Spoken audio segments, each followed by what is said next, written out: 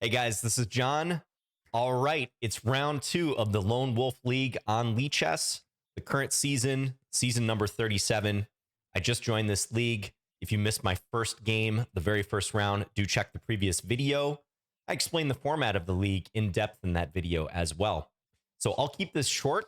I'm 1-for-1 so far after that first game. Here you can see me at the top of the standings, although that doesn't mean much because I think there are 61 players, go all the way down to here, 61 players who have 1 out of 1. So big field, big Swiss tournament, guys. Yeah, 183 players in the mix. I can't even scroll down all the way to show you guys. So my pairing for this round 2 is against this player Gone Nowhere. Here you see them 15th place in the standings. It doesn't display their rating, but they're rated 2182 classical. And you're about to see my preparation and then the game against Gone Nowhere. So enjoy. And thanks again, everyone, for the very warm reception for that first video. I just wanted to reiterate that I'm really feeling the love. Thanks to the Lichess Lone Wolf players, moderators, the Lichess 45 plus 45 league as well, everyone involved there. Do check those leagues out, guys, if you're looking for some serious games online, or you just want to push yourself a little bit in chess in general. I can't recommend it enough. All right, let's roll the tape. Enjoy, guys. All right, so here's my opponent, Gone Nowhere. Just like last game, there's almost exactly 30 minutes before this game starts. And I have a feeling, at least for the first few rounds, preparing not very far in advance should work for me. This is an unrated league. I want to take the game seriously, but I don't want to over-prepare. And I do have a tendency to over-prepare when I have a lot of time to prepare. So limiting myself to, 15, 20 minutes and then taking a 5 to 10 minute break to gather myself, go get some coffee before the game starts, that works. So, all right, let's dig in and see what we can find out about Gone Nowhere. So I have the black pieces against this player. Maybe I can first check out the game that they played in round 1. Oh, and Gone Nowhere, when we were DMing, they actually did mention that they're in the 45 plus 45 league as well. So this might be something good to look at. Gone Nowhere was white in this game. Okay, so actually drew with quite a good player here, 2487. Turn my volume down just a second. Okay, so it looks like Gone Nowhere is a d4 player, at least in this game. Went for a fairly restrained opening. Knight f3, e3, locking in the dark square bishop. Yeah, this Kali. I believe this would be a Kali or Cole. I never quite know how to say that. But I don't think it's a Kali Zukertort because white didn't fianchetto the dark square bishop. He played c3 and played it like a reversed semi-Slav. So let's just very briefly see how this went. Yeah, black stuck the knight on e4. Did we get a hanging pawn structure at some point? Probably d takes c5. Yeah, d takes c5 played. Okay, looking at time management, Gone Nowhere was down a fair amount of time. Probably just losing here, right? This looks borderline totally winning for black. Yeah, engine agrees. But Gone Nowhere managed to save this game. Wow, impressive, because black looks completely winning. Maybe less so now, but after rook e6. Okay, so good escape by Gone Nowhere. And already some good intel for me that d4 followed by knight f3 was played. Let's see if that's a trend, or let's see if Gone Nowhere plays other things as well. Let's actually click on the classical games. I might look at what he plays from the black side as well. I mentioned that in game 1 of the league that I sometimes like to do that, just to get a feel for a person's style.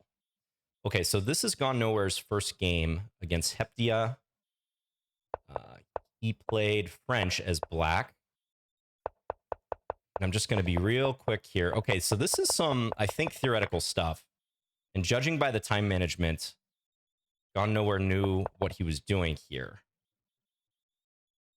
Yeah, this is the, Guimard variation of the French, knight c6. Blocking in the c-pawn, but this is playable. So I'm not ruling out Gone Nowhere being pretty booked up, despite having played that Kali in that last game. I need more information. And since some of these are pretty recent, yeah, I mean, let's look at these highest quality games. This is another French, another game with black. Long time control there. Shout out to the 45 plus 45 league. Maybe I'll play that someday myself. We'll see. Yeah, yet another French. What about a game where Gone Nowhere was white? Okay, 2 weeks ago, he opened with knight f3 and only then e3. Okay, so yeah, I have seen some repertoires floating around referencing or advocating this type of move order. A very flexible e3, sometimes before committing the d-pawn. I think Axel Smith's book from a few years ago, he's a Swedish grandmaster, recommends that e3 poison. Okay, so yeah, just went for a flexible setup here. I mean, against knight f3 and also d4, I usually just play d5. Those of you who follow my games know that. I'm a pretty big d5 player, even against d4, when it's a non-Scandi. So I could see this shaping up to be a slower game if Gone Nowhere, as a habit, plays slower openings from the white side. I could see this being one of these grindy type games. But then again, that game I looked at first against Issa Volpes from less than 2 days ago, 35 hours ago, it seemed like Issa got the better of Gone Nowhere in some tactical complications. Like here with knight g5. And looking at the time management too, I wonder if a player like Gone Nowhere is less comfortable when the game gets sharp. Few people are comfortable when the game gets sharper. And even though Gone Nowhere managed the complications fairly well from the looks of it and managed to escape, I think this is a player I wouldn't mind mixing it up if I had a reason to do so, or maybe I could throw some sort of curveball in the opening. Let's get a little more information, though. So we looked at that game. That was knight f3. Here's another knight f3 against Dark Magician. This was a 30+0 game, so probably not part of the league. Yeah, this was another knight f3, e3. Yeah, I mean, this looks fine, but hard to see me getting any imbalance to work with out of something like this. I don't think white ever had much there, but I prefer a bit more of an imbalanced game. Okay, this is a game where he was black. How about this one? Another game where he was black. UGD. A6 variation. Yeah. This is trendy. Yeah, he knows some stuff for sure. His black openings look pretty well prepared. This French and QGD repertoire. Another knight f3. Knight f3 was c4 this time against knight f6. Okay, this looks good for white out of the opening. You know, I'm a knight f3 player myself as white, so it seems like Gone Nowhere appreciates that flexibility that he gets. Yeah, I'm just going to look at a few other games, and then I'm going to maybe filter by opening specifically. Knight f3, c5. Okay, interesting here. On knight f3, c5, he actually played b3. Little Nimzo Larsen type twist. Okay. Knight f3, b3. Yeah, not a move order you see too often. I mean, totally fine, but I usually don't like this type of position for black where the knight on c6 gets pinned and white has good control over the e5 square. I tend to avoid that. Wow, very active player at the classical time controls. Knight f3, d4, d5. Okay, this was a mainline Slav, actually, this game. Yeah, this is sharp. This is a sharp line. I play this from time to time. The move is knight c6 here, allowing queen takes b7. Looks like black didn't quite know this move order. Okay. Couple more games before we narrow this down. This was a King's Indian by transposition. Knight f3, d6 in this game. Okay, yeah, this is something I might do from the white side. This looks familiar. Well, we're not lacking in material to look at with this player. That's for sure. Okay, what about this? This is another Slav. I mean, definitely the Slav would be my... Oh, no, this is the game we looked at. I'm looking at games I've already examined. There's a pure B3 on move 1. Okay, so Gone Nowhere really throws a lot of different things at people. Yeah, I'm going to guess he's going to start with D4 or Knight F3. He's probably not going to play B3. Okay, let's narrow things down. I think it's time to actually look at things a bit more specifically when it comes to Gone Nowhere. So let's change our player. Yeah, Gone Nowhere as white. Okay, so this is the database feature on Lichess where you can type in any Lichess player's username and see what their repertoire looks like. And look at this. Yeah, super balanced. I mean, Knight F3 plays B3 a lot, and actually statistically plays B3 more often than D4 on move 1. Let's just cover B3 for a second because I'm least concerned about that. What does he do against Bishop G4? I really like this line. Plays F3. Okay, Bishop H5. Yeah, there's some theory here in Queen E2, which he's played before. Across time controls, bullet. Longer time controls as well. Yeah, I don't really know exactly what to do in this position, but I've had this before. I think I usually play Knight C6 because Queen B5 check is a threat. Queen B5 check is a threat. C6 looks reasonable, though. That's the top engine choice. And then Queen takes E4, Bishop G6, Queen E2. You can take the pawn on C2. I'm usually a little hesitant to grab that pawn, but... Ooh, I mean, I would love this. This looks great. The Queen takes E4, not even the best move. Looks like Knight C3 is better. And then you could get some sort of gambit type position.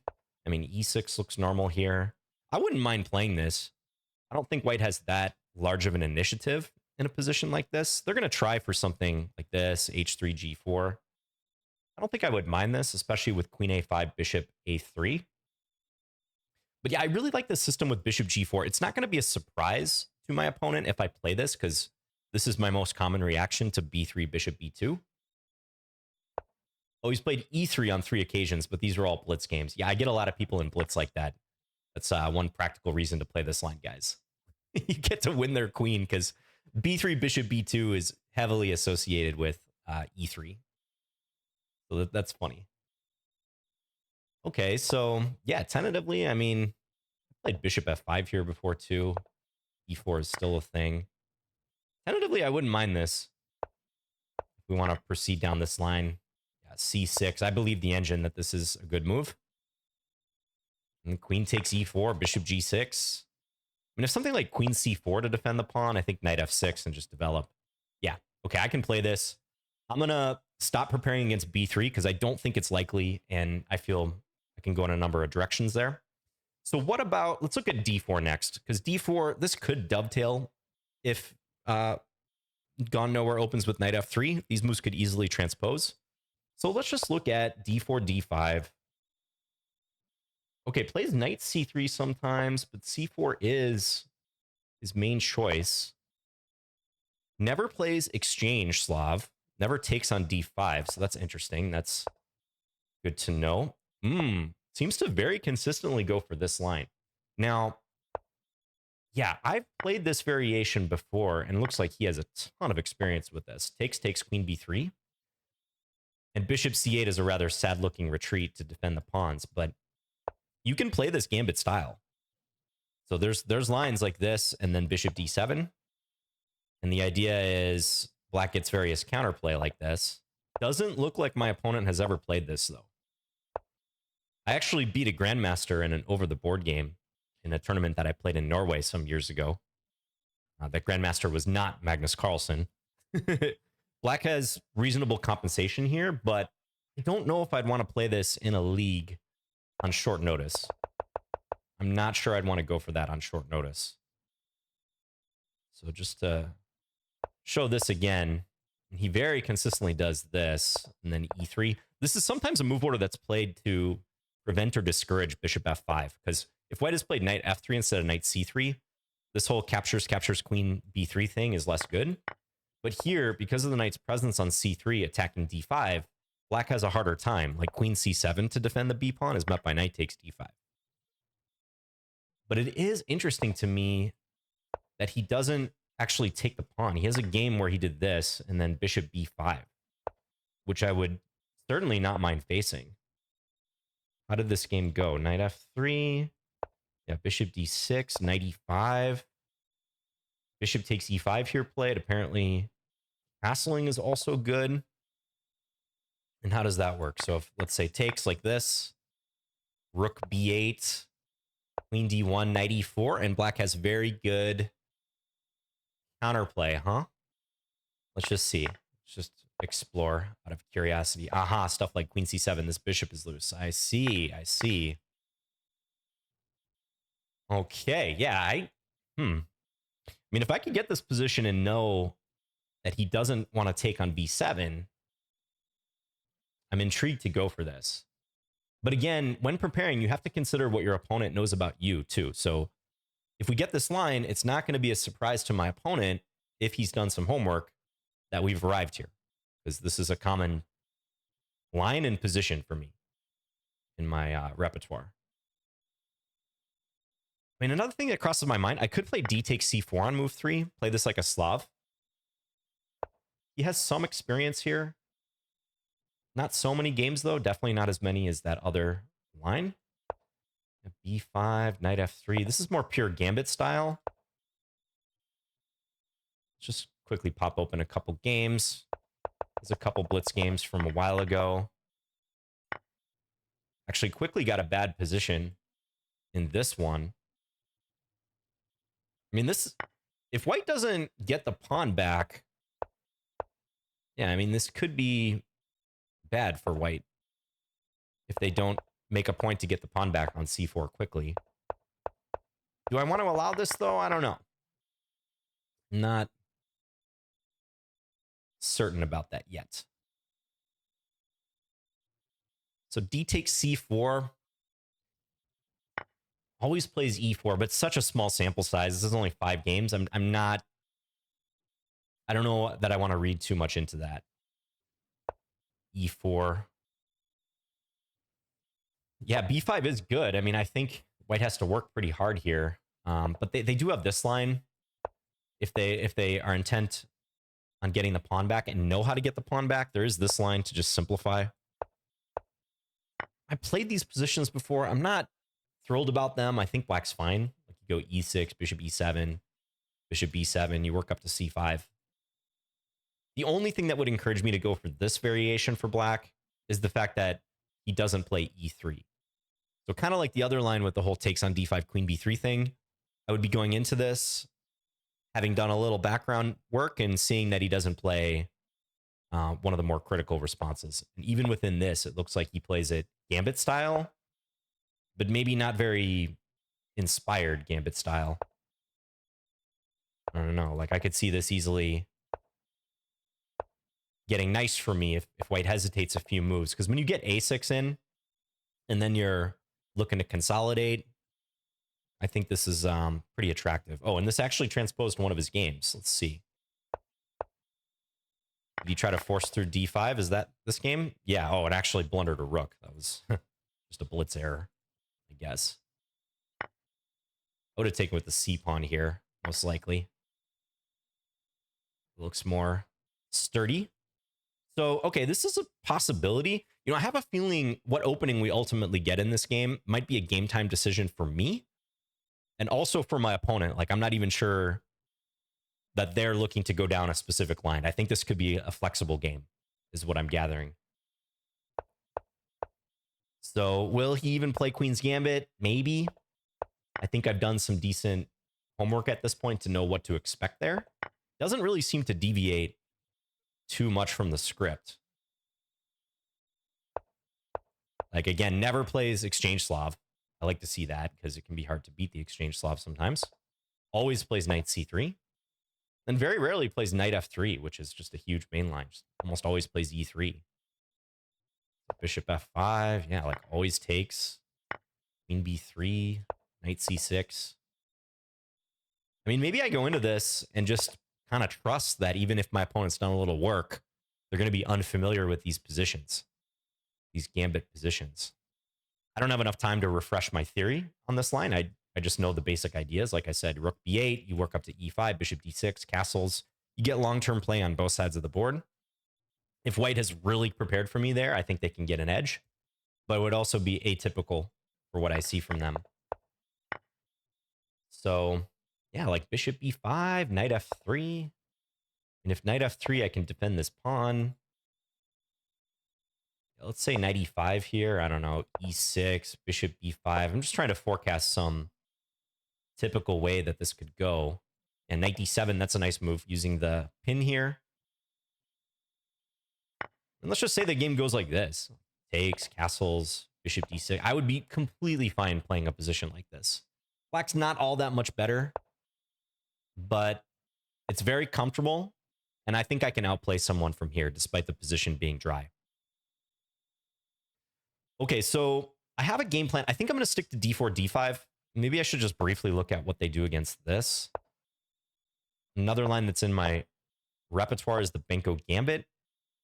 They actually don't have a great record against the Benko Gambit. And look at this. Takes the pawn every time against the Benko. Interesting. Okay, you have me intrigued. Always goes for this. This accepted variation. G3. Okay.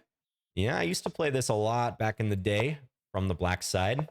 A little narrow, though, and the engine likes white. That's for sure. Ah, this A4 move. Yeah, A4. Yeah, I don't think I'll play this. This is a little too forcing. A little too forcing for my taste. And he seems to have pretty good experience here. Not the greatest record, but pretty good experience. Yeah, this A4 move on move 12 is sort of the modern treatment. A lot of ideas here for black. In fact, I was preparing this recently for an over-the-board game. There's various moves black can try. Rook f8. Yeah, just a little narrow. I don't think I want to go down this far in a position where I'm down a pawn, despite having experience there. Okay, so what if he opens with knight f3, the most popular move? Because if I resolve to play d4, d5, I can just play d5 here, and good chance we transpose. If he wants to play this e3 stuff, I'm not that concerned as far as my repertoire. Just clicking through some moves here. Like, yeah, the b3 thing's possible. Knight c3. I played this position many times with both colors. What about e6? e6, b3, or queen c2? Yeah. So there's a line where black can try to go bishop d6 and then work up to e5. But I'd probably try to keep things a little more flexible here. Curious if e5, if he takes and plays knight b5. Yeah, he does. Yeah, this is a thing. This is a thing where you get this trade. Black establishes the two pawns in the middle, but is otherwise pretty happy, I believe. Look to play d4. Interesting. And what if white goes d4? Knight b4. My inclination would be to play pawn e4, but knight b4. Queen goes somewhere, and then e4. Knight comes in, and then, whoa, bishop g4. Take, and I guess you get a fork on c2, and that's good at the end. All right. What if bishop e2? Take, rook f8. Uh-huh. Okay, that's a little specific.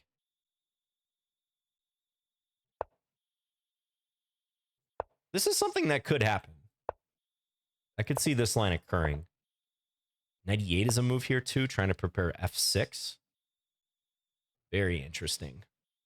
Yeah, and something with more prep I might dig into deeper. Bishop g4 is quite a intriguing move. What if just bishop e2 here? Again, rook f8, and you go for stuff like this. And if take, knight c2, king moves somewhere. I guess if king e2, there's queen a6, so king f1, take. Wow. And even in positions like this, black has excellent play, huh? With this rook buried. Wowee. Queen check, queen e2. Okay.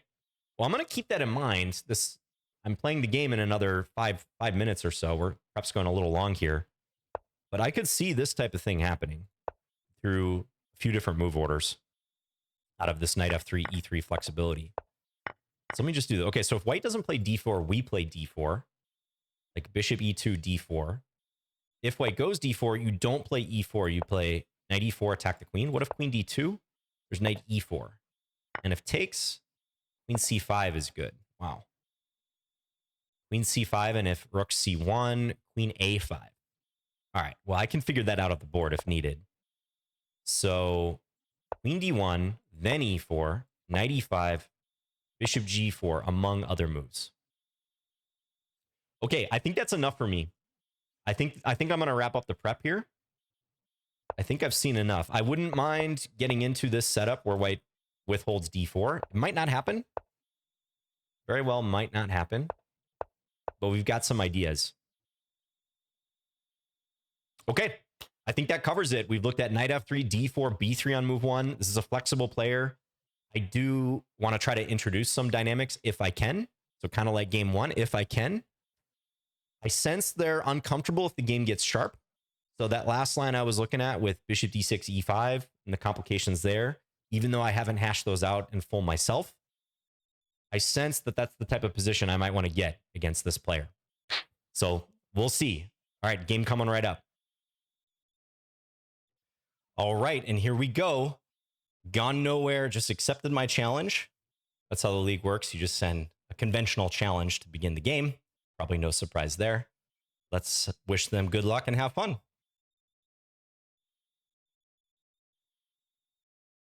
All right. I'm curious what he's going to open with. I'm going to guess d4. Just gut instinct d4. Nope. b3. The move that I said was least likely. All right. Well, I'm not unhappy to face this. Let's go d5. I'm going to stick with what I prepped. d5, bishop g4. And again, I'm pretty consistent with how I handle this. So unless Gone Nowhere really likes the positions after this bishop g4 move, I'm really curious what he has up his sleeve. Let's find out. He could have played e3 on move 2 and tried to duck back into that other line, beginning with knight f3 and then e3. But no, decides to play it like this pure Nimzo Larsen, b3, bishop b2. So that's how preparation works sometimes, and that's why you try to get a broad overview of what your opponent can do. It's usually better when preparing for an opponent to go broad rather than automatically going deep. Okay, because if I only paid attention to knight f3, d4, I would have been swimming blind against b3 on move 1. Not the end of the world to face b3 without preparation. There's a lot of things, of course, that black can do, but I'm glad that I have some inkling of how this could go. f3, bishop h5, e4. And this line with takes and queen e2. So you know what I'm going to do here? I'm actually going to pause for just a moment.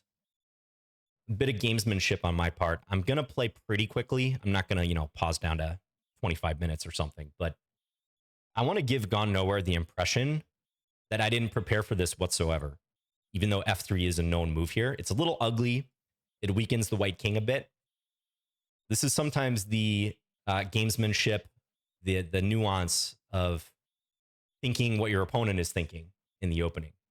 I'm getting in their head, Gone Nowhere's head about, okay, what is John thinking about doing in this opening in general? So I believe I played bishop f5 here before, but we're going to stick with the bishop h5 move. So little pause. You can't take that strategy too far, right? Because pausing and sacrificing your valuable time on the clock just to get in your opponent's head only goes so far. Hey, and before we get too far into this game, I just wanted to give a very warm thanks to everyone who watched the first game of this season's Lone Wolf League, the first game that I played. No joke, guys, that was by far the warmest reception I've ever received for a single video in all my years of making videos on YouTube. So thank you very much for that. It's really encouraged me to keep going with the series. I was going to anyways, but I'm even more so motivated to make this the best type of content possible. And I think it's very interesting and instructive to see the full process, you know, the preparation aspect, preparing for these games, and then playing them with the full commentary. So I'm glad that resonated with you guys too. Okay, h4. So not a move I prepared for. I'm vaguely familiar with this. The threat is to trap the bishop, and then h5. Now, the bishop can escape from being trapped. There's no doubt. I can go h6 and then meet g4, bishop g6, h5 with just bishop h7.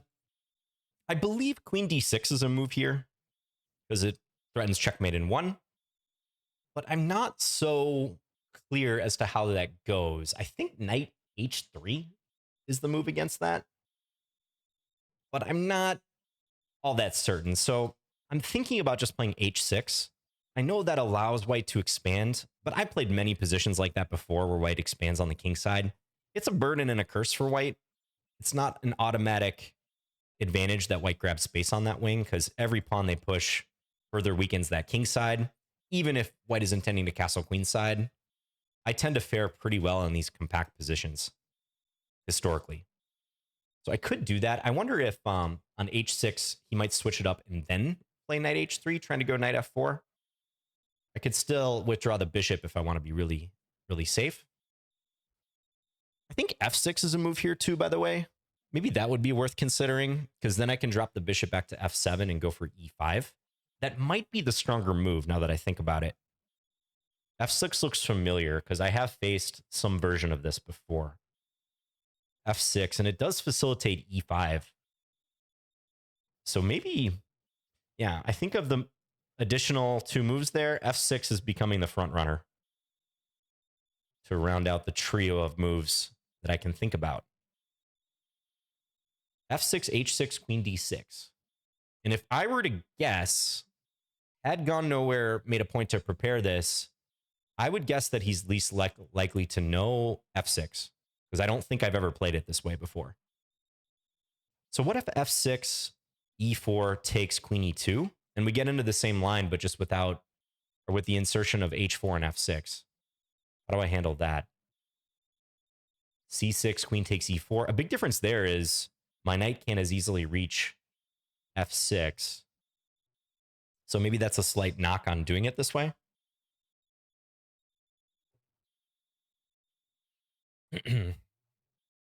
Interesting call here early on. Spending a little time. f6, e4 takes queen e2. Like a modified version of that line. I wonder if knight c6 makes more sense there compared to before. I'm just not sure. I'm just not sure. I'm leaning towards the h6 move again. I was a little excited about this, but then I've seen this tendency from this player to play e4 takes queen e2, try to gambit. And I have a feeling it's better for white in that version with h4, f6 inserted.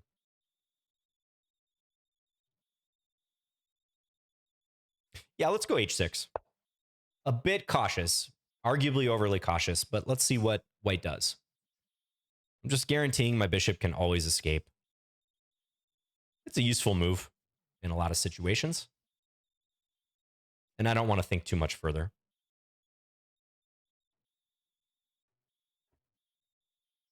Got two beverages today, by the way, if you're curious. I'm drinking some lemon ginger tea here. And I also have some decaf espresso. Some decaf espresso. I already had my 2 cups of fully caffeinated coffee this morning. And if you're curious, I'm playing this game on a Thursday afternoon. Started at 3 o'clock for me, local time. I think for Gone Nowhere, I believe it's the morning on the next day. So I think he's in Oceania somewhere. So maybe New Zealand, Australia, perhaps. I think it's fairly early morning, like 8 a.m. for him. Okay, and just e3. So pretty calm move. Doesn't go for anything e4, nothing sharp. All right. So a bit of jousting here, a bit of feeling each other out in the opening. I think I'm ready just to play e6 and get on with development. We'll see if he tries to mob me with those pawns, but either way, I think it's fine. Could start with knight f6 too. But e6, let's just look at One possibility here, knight h3 would hang the pawn on h4. Could start with e6. No, knight h3 still hangs the pawn. So if e6, g4, bishop g6, h5, bishop h7, and then the knight tries to make its way to f4, I think that's fine. I think that's fine. Yeah, I'm just going to play e6. Now, later on, admittedly, I got to worry about the pawns advancing on this wing, but it's double-edged, like I said, because if white is really going to commit to the full advance, they're weakening that side of the board, and they better be certain that their king is safe and that the king can castle queenside. Okay, so not a guarantee.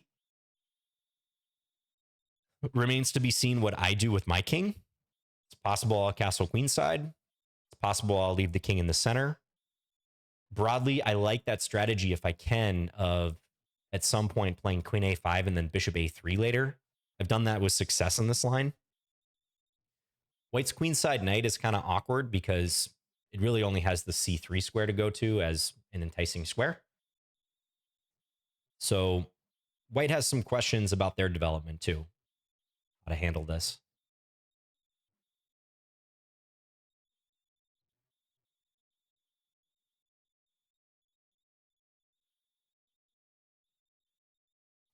So just 5 moves into the game, if I were to guess, I would say we're both probably reasonably happy with this.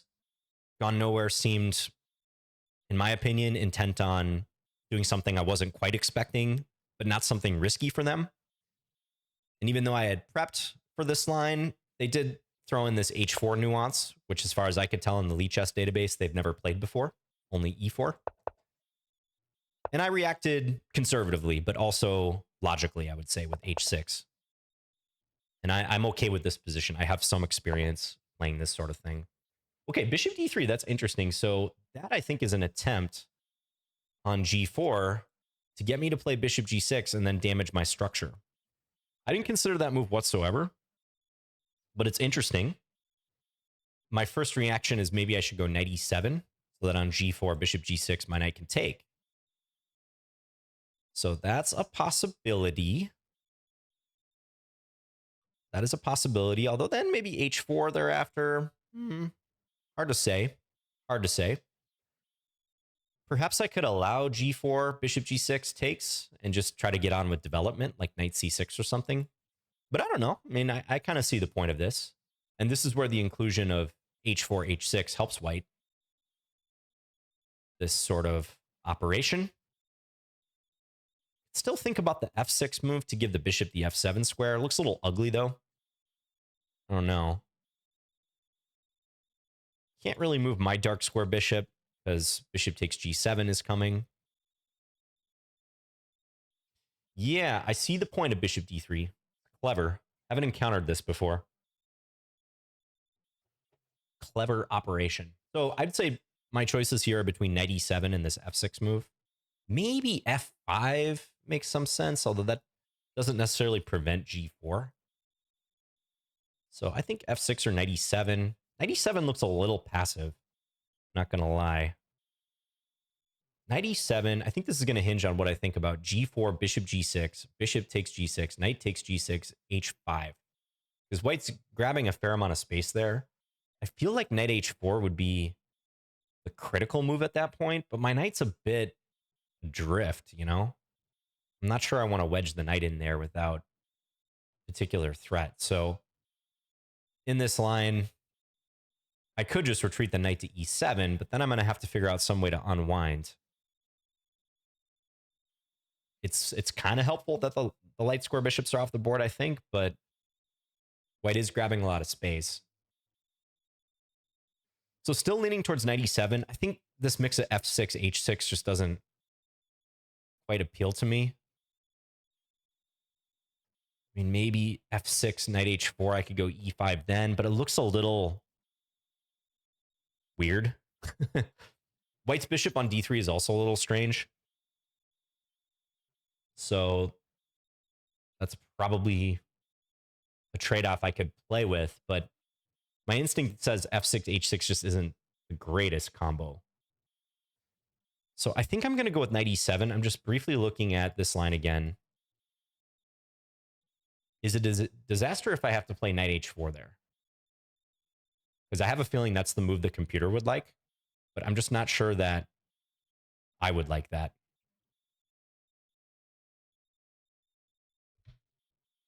Knight e7.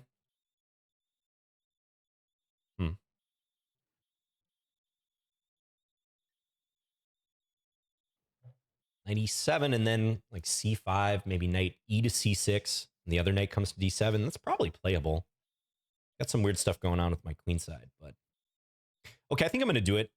Mostly because I don't really foresee myself playing f6. So let's go knight e7. And if white wants to go for this big expansion plan, so be it. That's fine. By the way, I think on knight h3, trying to go knight f4, I will play bishop g6 voluntarily there. That's the plan. Look for the swap. That could happen. That could very well happen.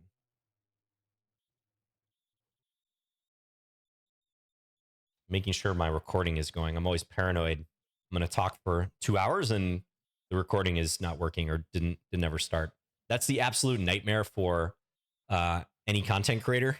So you make a great video, really engaging, you're very proud of it, and then you weren't recording.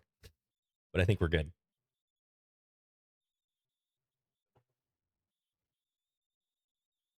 Okay, so compared to the previous game, I'm behind on the clock here, but it's not anything major. Like, all right, 6 minutes of elapsed time, not counting the increment, have elapsed, but we've been shadowboxing in the opening.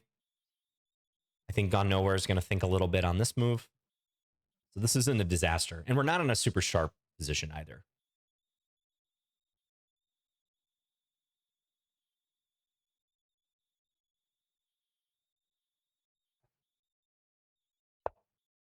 Plays knight e2. Okay, so I'm actually happy to see that because I do think that g4 line would have been more testing. And I think here, just like knight h3, I think I should just play bishop g6 because knight f4 is a pretty annoying threat. Yeah, so let's quickly play this.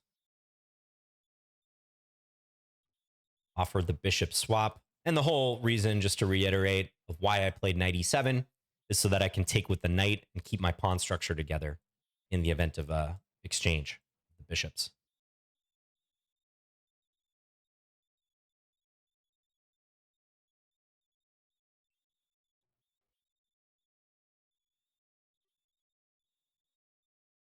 Also need to check my audio levels.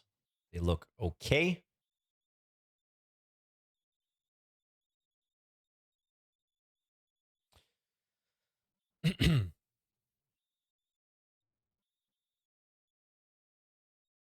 We got some people watching this game live, by the way.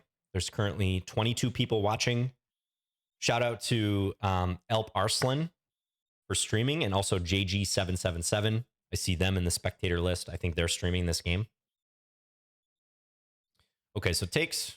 Going to take with the knight as planned. Hit the pawn. So very likely, I think h5 is going to be the answer. Now here, this is similar to the g4 line, but I actually think I have more of a license to play knight h4 in this position and attack this pawn on g2. Because if white plays g4, I'm scooping the pawn on f3. So, hey, I mean, knight h4, threaten knight takes h2. Okay, white might play king f2 against that. But I don't know. I could even start thinking about some queen g5 stuff in some lines. Probably not yet, but might be possible. I like the look of knight h4 better here compared to if white had played g4 already with the knight on g1.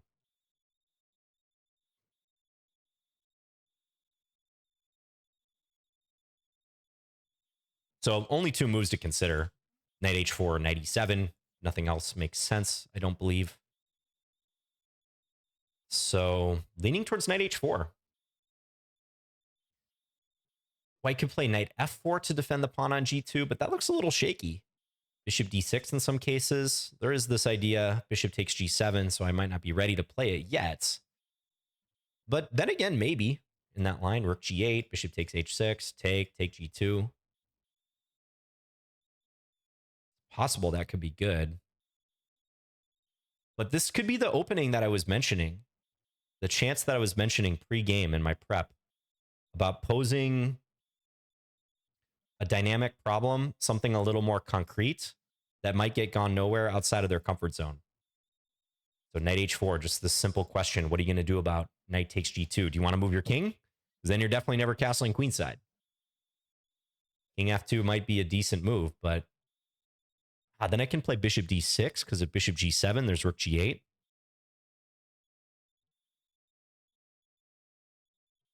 There's g3, I suppose, against that. And then knight f5, g4. But okay, even if knight h4, king f2, let's just say I play knight c6. Just something real simple. Knight c6. Leave my bishop defending the pawn. I mean, my knight is not going to get trapped. Famous last words before a knight gets trapped. But I think even in the case white tries to surround it, g4, I can always play rook g8, bishop e7, g5 if absolutely necessary. And if white's king is on f2, I mean, at minimum, that's going to be very risky for white. All right, let's send the knight in. Knight h4, supported by the queen. Let's send her in and see.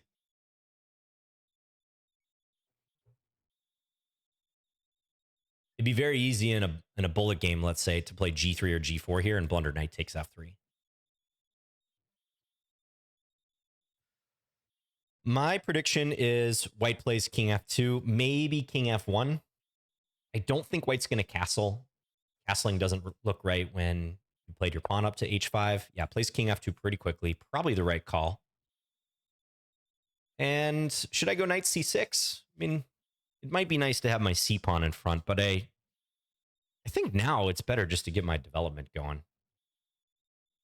Knight c6 and probably looking to castle queenside later. That's also another reason to keep the pawn back as opposed to playing c5 is I am probably looking at castling long in a perfect world. So knight c6, let's just look at g3, knight f5, g4. I mean, my knight could even go to d6 there. Looks flexible. Well, let's say I play it back to h4. Yeah, I like the way that this is shaping up. I do like it. I don't think I need to commit the bishop yet. So let's just play the knight out. Develop. And what about white's knight? This knight on b1. Maybe white will try to develop it through a3 to avoid blocking their bishop. Then I could even think about bishop takes a3, possibly queen g5 on the way, something like that. Quickly castle queenside. If they play knight c3, they block the bishop. So I don't think that's so appealing. Maybe they'll go d4, knight d2, or d4, c4. In some ways, this resembles a Jobava London, with white having pushed a bunch of pawns, especially on kingside.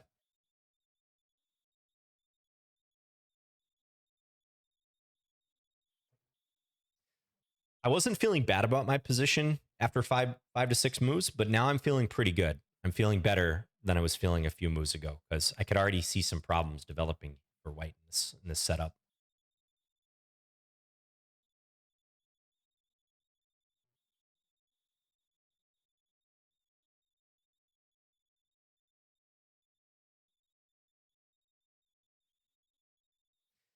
As I like to say, with great space comes great responsibility in chess. So yeah, white's grabbed this territory on the king side, but is that h-pawn actually that big of a strength? I don't know. I mean, I could see a lot of circumstances where white might regret the placement of that h-pawn and regret having had to play king f2 to defend the g-pawn. Meanwhile, I have a very compact position, right? It's hard to point to something in my setup that's a weakness. G7, maybe h4. Those are the only real loose points that I can see right now. Like, yeah, b7 is undefended, but white can't meaningfully attack that pawn anytime soon. So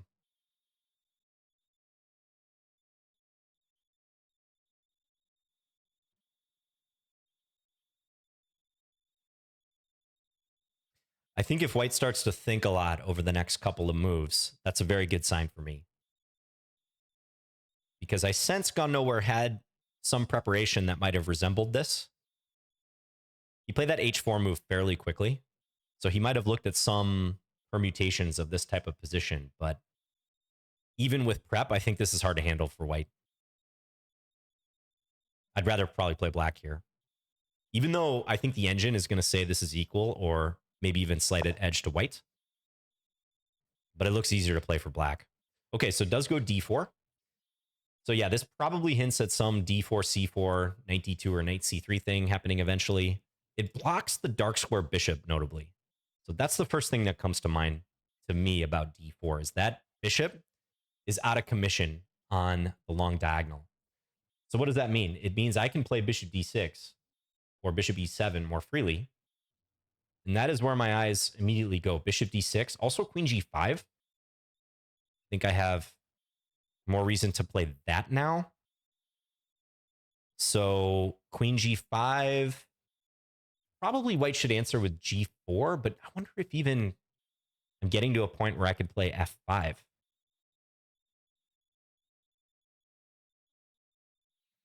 There's also knight takes g2 stuff in some circumstances. Doesn't remotely work yet, but I'm going to keep it in mind. So I think bishop d6 or queen g5. Starting to look interesting here, guys. Queen g5 stocks this e3 pawn too. I think that's what I was getting at with queen g5 because it has less to do with the bishop being blocked and more to do with the pawn on e3 being a weakness now. But it feels premature. I think I want to keep that one in reserve. I think I'd rather start with bishop d6. Maybe white will play bishop a3 and just try to trade the dark square bishops. That's definitely a possibility, but it feels a little limp for white to do that. I could still go queen g5 there. Maybe castling kingside is in play. Castling kingside could be more of an option now in general with d4 having been played. So yeah, leaning bishop d6 here. Let's say g3, knight f5. Is e4 a problem? Probably should look at that move, e4. Ooh, actually e4, pawn takes, pawn takes. That's interesting. I don't lose a piece, but I do get pushed back in that line. Bishop d6, g3, knight f5, e4. And I could go knight e7 or pawn takes right away. Ooh, yeah. So getting pushed back with the pawns. Maybe that's a reason to play queen g5 first. Queen g5, g3, knight f5 hits the e3 pawn. There is bishop c1 there. But then I could play like queen f6, I think even looks pretty compelling. Queen g5, g3.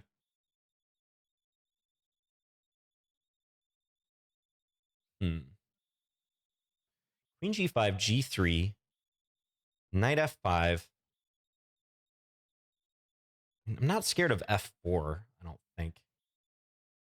I'd be fine with f4 being played. Probably just queen g4 against that, actually. So queen g5, g3, knight f5, bishop c1. It looks ridiculous, but bishop c1 could be a move. But if white's going backwards like that, I can always go backwards myself. Queen f6, even queen d8. As long as my knight's not getting trapped. I think I'm cool with that. So queen g5, I mean, this move looks weird, but it really catches my eye.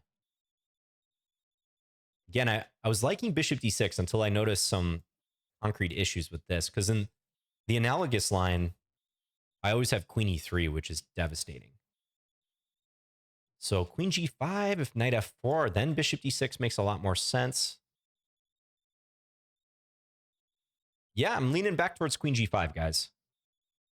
Threatening queen takes g2. White could defend in a number of ways. Even queen moves come to mind, but I'm liking this. I'm liking this. Let's go queen g5. It somehow feels artificial. And when chess players say artificial, they mean kind of ticky-tack, like something that seems a little optimistic, a little too good to be true. an attack that's being launched with, without proper preparation. Something that looks good on the surface, but you dig a little deeper and you're like, nah, that's garbage. But I also don't see what white does convincingly against this. So we'll find out. Now, I should mention I'm hitting the pawn on h5, but it's doubtful that I'm going to want to take that pawn stepping into the pin. Maybe there is some circumstance where I could get away with it because g3 can be met by queen takes f3. But I'm not playing this move to play queen takes h5, really. It's just a side effect of this move.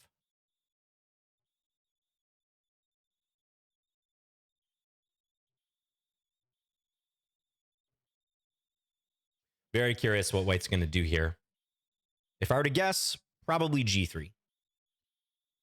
Or g4. Maybe g4 even. Plays g3. Okay. So knight f5 was the move I was considering. Is there anything to be said for knight takes f3? And I'm only attacking with my queen. Knight f4.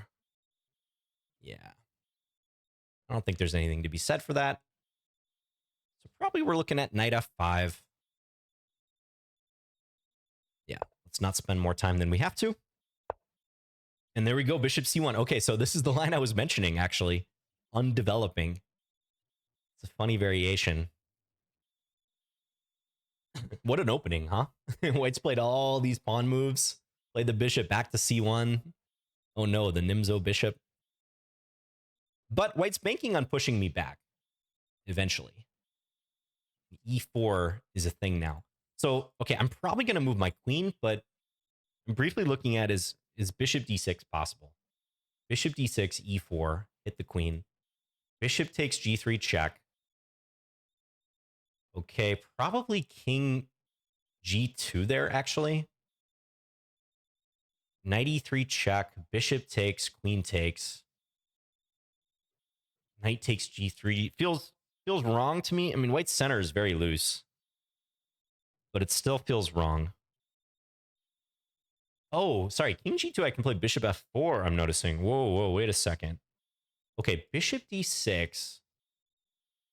Okay, a reason not to play this is I think white could simply answer with g4.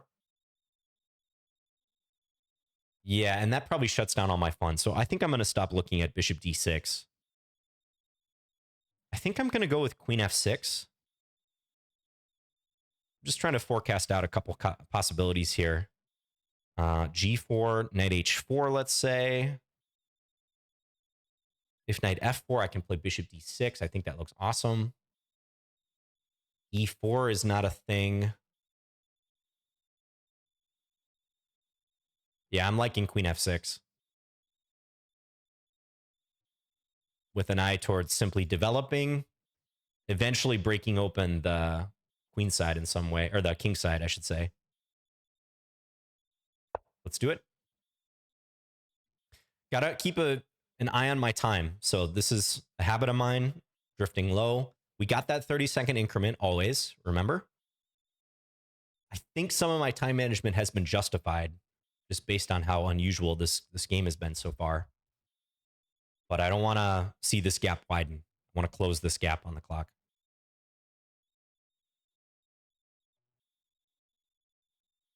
Gone Nowhere playing pretty confidently in a, I would say, somewhat sketchy looking position. Like, I'd be a little scared here as white.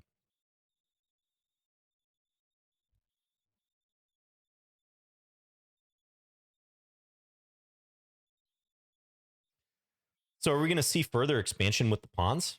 Maybe c4 if he wants to take it in the other direction. Could be played. I mean, in fairness, at the moment, I'm not threatening anything, I don't think. So maybe we'll see that. c4, let's say bishop d6, knight c3. Maybe I castle then, because if takes, there's bishop takes d6, and then this could hang at the end. There's some e4 stuff. Even though things are locked here, I could see the center blowing up at some point, maybe by means of a sacrifice by me. I might very well consider e5 in a lot of circumstances too, by the way. It's not an advance I've really mentioned, but especially with this bishop no longer being on b2, e5 could crop up for sure.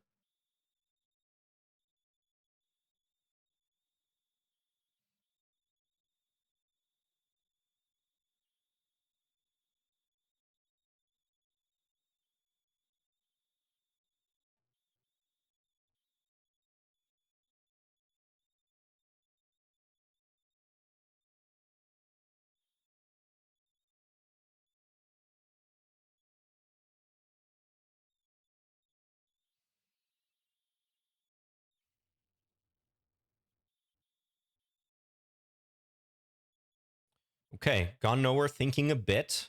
That makes me feel good. Narrowing that gap ever so slightly. It's possible white might want to clamp the position, but no, plays the c4 move. Okay, so this is what I was mentioning, and I was thinking bishop d6, or maybe just castles here. Castles looks more flexible, actually. Because bishop d6, if it doesn't threaten anything, maybe I should just get my king to safety. I'm not too worried about a pawn storm. So if castles, let's say white plays c5, I think I'm okay with that because then I can play the e5 move. And I believe white's going to have to be very cautious there not to run into problems. Oh, also castles c5, I might be able to just play bishop takes c5 because the rook hangs on a1. Possibly there's some issues with my queen there. I might have to be careful, but yeah, I think castles is good. I could trade first and then castle, but that looks premature. So leaning towards castles, just being cautious about the pawn advances, but I always think I have an out against those. Yeah, let's castle. Castle long.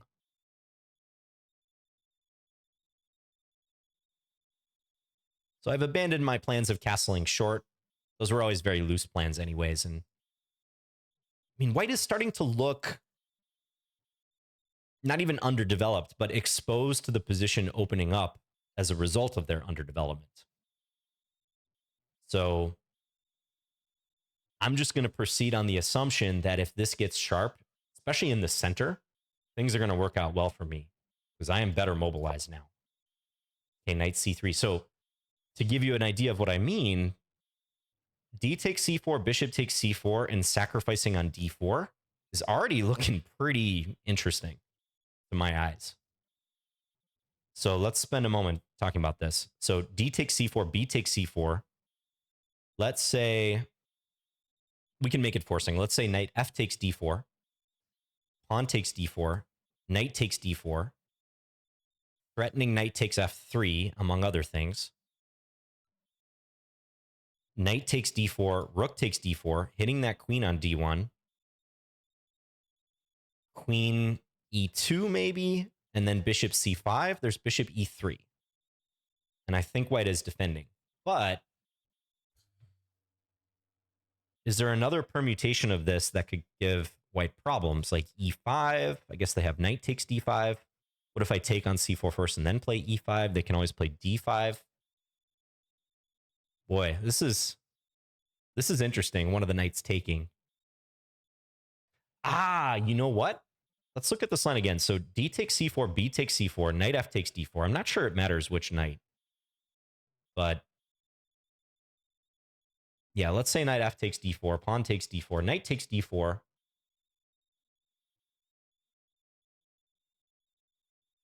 I mean, maybe there's something like knight takes d4, bishop c5 first. Bishop c5 first. Nah. Don't quite think I can pull that off. There's moves like knight e4. All right, here's another idea I had. Bishop b4. Continuing with the theme of rapid development. And then let's just say a3 is played. We trade, and then I do the same exact operation.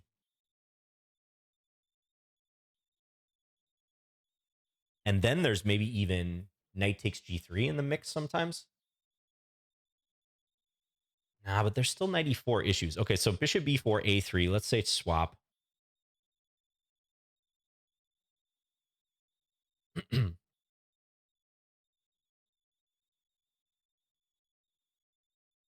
Man, It looks very underdeveloped and exposed in all these lines, but I'm not seeing a knockout anywhere yet. D takes c4, bishop takes c4. There's even bishop c5 there, but then knight e4. I don't like allowing knight e4 in a lot of these circumstances. So you know what? I'm leaning towards bishop b4 and actually trading my bishop for the knight. I'd rather do something direct because I'm starting to feel like white might be exposed to a knockout, but I'm just not seeing it. So this bishop b4 move looks like a pretty good compromise. And if a3 takes, I feel like something's going to crop up. So let's play bishop b4. It's a developing move too. It's in the spirit of what I'm trying to do, which is accentuate my coordination advantage. Connects the rooks. It's not a guarantee white will play a3. So let's just get another piece in the game, quite simply.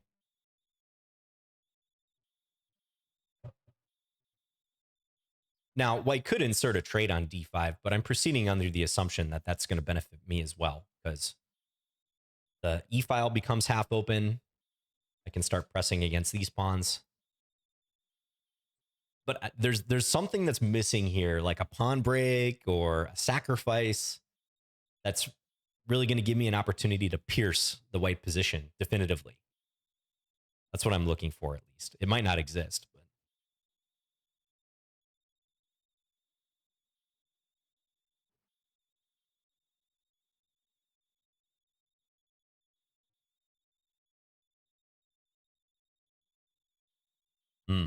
now in my head, I'm starting to analyze that line that I mentioned straight away. Takes, and then take on d4.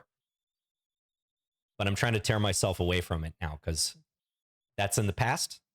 Doesn't matter if it happened to work. It's just very interesting to me, so that's why I'm looking at it. But I can't invest more mental energy on it.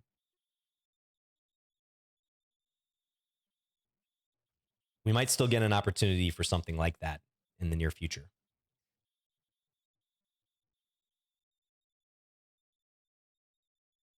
Okay, so for white, I think queen d3, a3, bishop d2, all those moves make some sense.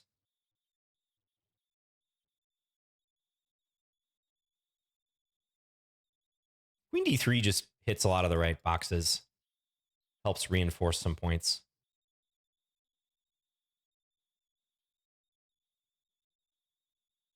So I think if I were playing white here, that's probably the move I'd be leaning towards.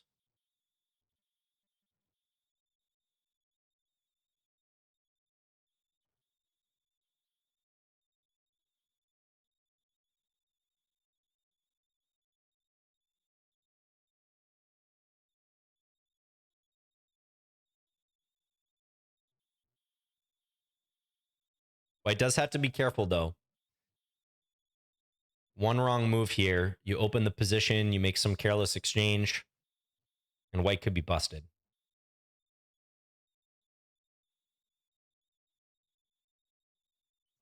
In a lot of these lines, I'm not so happy with my knight on c6, by the way. So that's why I think my mind went towards taking and then taking on d4. Using the open d file, trying to get that knight involved, even freeing up the c5 pawn. And that often happens when you have a knight in front of a c pawn. I've often referred to this as an unhappy marriage versus the c pawn being in front of the knight. That's the happy marriage. It doesn't apply to all circumstances, though, but in positions where the pawn action is dictating the play, which I think here you can say that that's a definite factor. White's pawns being advanced, kind of flexible, able to push me around, but also fragile. In those types of situations, it can be very helpful for the c pawn to be in front of the knight, adding further tension, creating further options if the position opens up.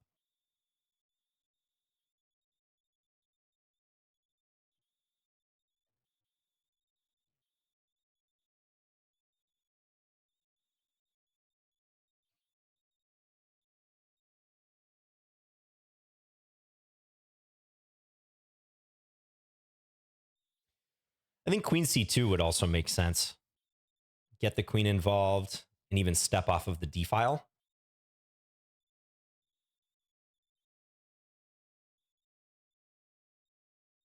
And that's another circumstance where I might consider some version of taking on c4 and taking on d4, or taking on c3 first in a lot of these cases.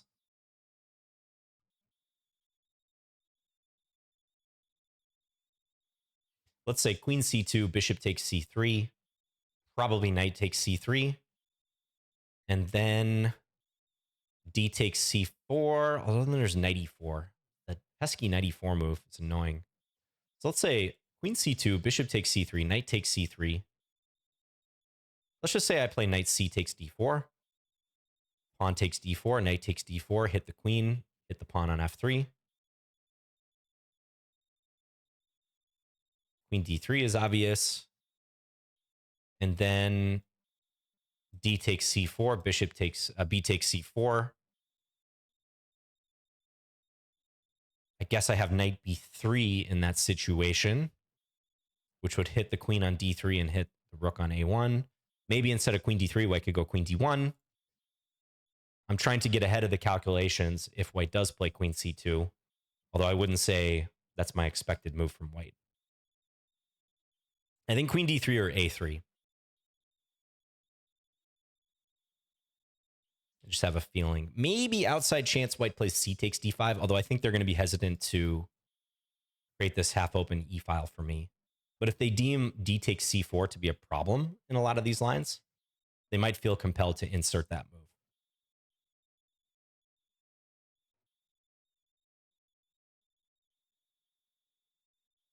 But yeah, I'm really looking for a pawn break in a lot of these lines, or some way to open lines, if not by means of a pawn break, probably by way of a sacrifice.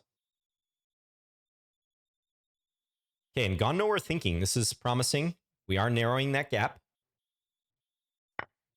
Takes on d5. Okay, so does deem it necessary to take. So that indicates to me gone nowhere was apprehensive about those tactics. Now, is there a case to be made for inserting bishop takes c3? I don't think so. I think I should just take back right away.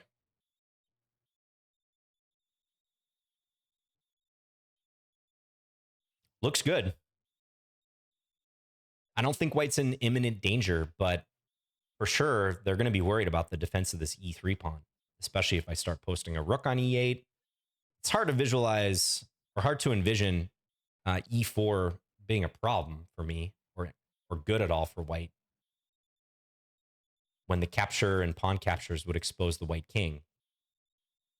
So I think this is going to be the new focal point for the position, is that pawn on e3. That's why here too, queen d3 makes a lot of sense, trying to reinforce. Probably still post a rook on e8, most likely the kingside rook, because if I use the other rook, there's knight takes d5. So let's say queen d3, rook h to e8. At that point, I have all my pieces in the game. Oh, g4. Wow. Okay, this move, it's not like it gives me something obvious, but I just didn't think white would want to play another pawn move here. But I'm apparently wrong. So what if I play knight h4? Knight h4 and I attack the f3 pawn. Is that not already becoming concerning for white? Because if they move the knight on e2, they lose the knight on c3. So knight h4, I guess white's going to play rook h3. It's fair. Can I start probing, like g6 even at that point? Or do I just continue rook e8 and play flexibly from there? Maybe. Is knight takes d4 a thing? Works great if knight takes, but not if pawn takes. Don't see much if pawn takes. Could play knight e7, but feels passive. Knight d6 is playable, because if knight takes d5, there's knight e4. And then rook takes d5. Not my favorite move, though. I think king g2. So knight h4 is the move I want to play. But let's assume rook h3 is played in reply. What am I doing at that point? Is there anywhere knight takes f3, queen h4 makes sense? Maybe. Still seems premature, though. Could go g5 or g6. g5 seems interesting, actually. Knight h4, rook h3, g5. Maybe with an eye towards eventually moving the queen and playing f5. Kind of like that. Knight h4, rook h3 to defend f3, and then g5. Just post the knight up in the long run, even though it's on the edge of the board, with white's king being a constant nuisance to defend. I think that bodes well for me. And then I can play, eventually, queen e6 and f5. Kind of liking that. This might be the moment to start sharpening the game, too. Again, go back to what I said pregame. If I can make this sharp in a smart way, I think I can benefit. All right, let's do it. Let's play it. Because the other moves are retreats. And while fine, I feel I can create more problems. Just like knight h4 earlier in the game.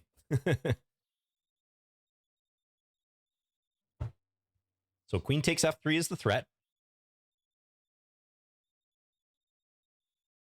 We're expecting rook h3, and then I think I'll pretty quickly play g5. I mean, maybe there's this g6 move I can consider too.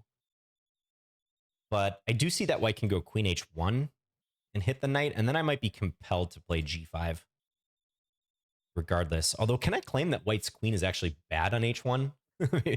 It's not such an outlandish claim, actually.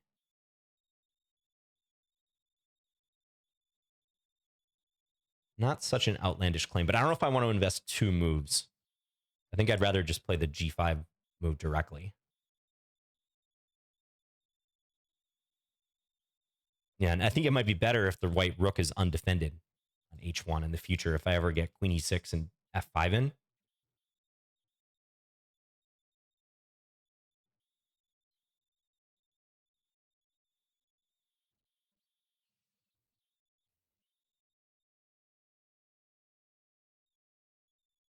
Okay, I'm on to beverage number 2. I finished the tea. Yeah, rook h3 played. All right, let's go g5. We're not concerned about en passant. I'm going to take with my f-pawn. I think that would only help me. I can still go g5 later. But now there's no issue with this knight ever being trapped by a white pawn. It might be offsides in some extreme cases if the battle somehow gravitates towards the queen side, or especially if the queens come off the board, I'd be concerned about my knight over here. But with queens on board, white's king at target, I am cool with this trade-off of having the knight be awkwardly placed, but definitely in white's camp and causing problems, like shutting down their rook for now. That looks good to me.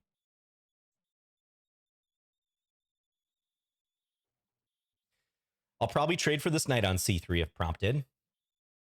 So if a3, I think we're looking at takes and queen e6 and going for f5. That's that pawn break. That mythical pawn break I've been trying to engineer somewhere in this middle game.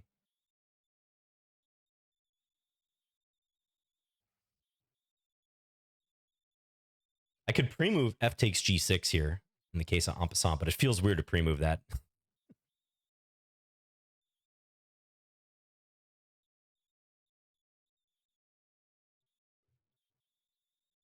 By the way, my opponent's a pretty good blitz player. I did see that their blitz rating is like mid 2200s. So I'm not assuming that some time scramble situation is going to be easier for me by default. For now, I'm just content to continue narrowing this time gap and starting to create problems if I can. My king still feels very safe. Very confident in this king position. Okay, bishop d2. So a move like rook he8 looks so natural, but I think that's a lazy move. I think I can just do much better than that. And I think this queen e6 f5 plan is the way to go. Because white can't prevent f5. They can try to slow me down with knight g3 or something, but I'm still going to play f5. Even there, I think. Could they sack an exchange? Like take and then knight takes f5? Maybe. But I also have knight e7 if I want to run this back.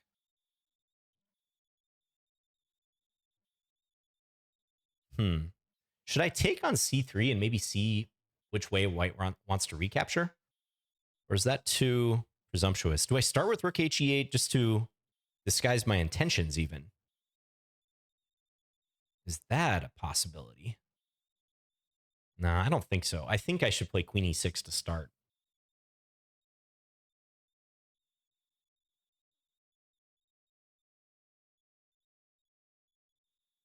Queen e6, and if knight g3, at worst, knight e7. And maybe there's some situation where e4 could be played, but I just not really seeing it. There's also a rook hf to f8. Okay, let's go queen e6. I'm going to play this in some form, so I might as well do it immediately. The only thing I don't like about it is it does telegraph my intentions, but I don't know that there was a way around that. I'm not sure there was. But yeah, I'm trying to bust open the king side now. I want to get at this white king. F5, initiate pawn exchanges. Get through that line that white has set up.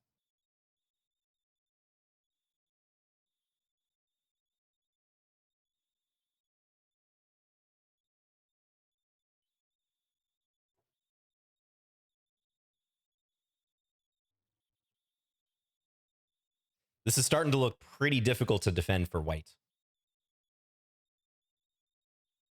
Maybe there's knight a4. I mean, I maybe should have considered this with the idea of trying to sink the knight into c5. I can probably keep my bishop if I want to. Bishop d6, and then press forward with the plan. But I shouldn't ignore some possibility of white moving this knight. That's maybe another reason taking could have been better, but hard to say. I didn't want to invest another minute or 2 minutes to try to suss that out. I think I'd be okay with even keeping my dark square bishop because it's got to be useful in the attack if I get f5 in.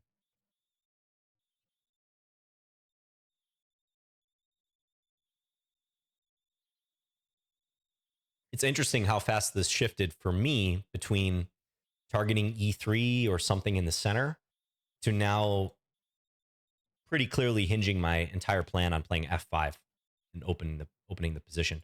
And that was a function of white playing c takes d5, this trade, which closed the d file, but also made me think about other avenues. And especially, I think it's a function of that g4 move white played on move 17. Without g4, I wouldn't have had an impetus to unwind my pieces, playing knight h4, moving the queen. I was stacked on the f-file. It would have taken me several moves without that push from white to unwind the queen and the knight. Okay, and we're going to be even on the clock here real quick.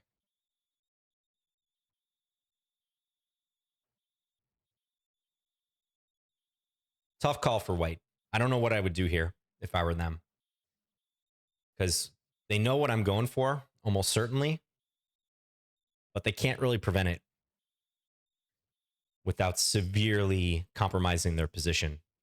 Like e4, I don't ever see e4 really working out. It just doesn't pass the sniff test. Wow, sacks the exchange. Interesting. Okay, I probably should have considered this move because I think I see what white's idea is. Pawn takes knight f4, hit the queen and try to go after the pawn on d5. However, you know what? Can I insert bishop takes c3 and hit the rook on c1? Now might be the time to insert that move. But yeah, I did not look at rook takes h4 at all.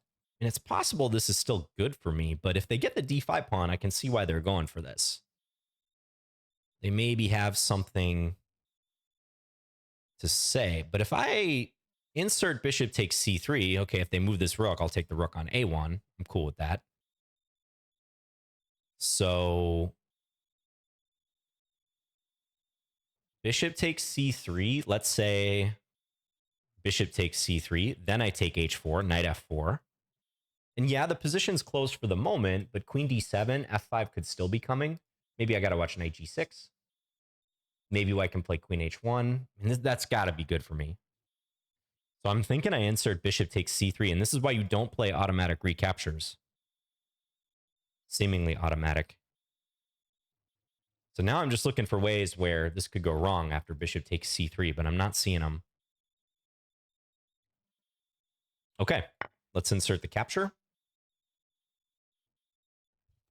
And probably given that I was thinking, instead of playing g takes h4, white either anticipated bishop takes c3 or knows that I'm thinking about this move. Because otherwise, taking is my only other option that makes any sense.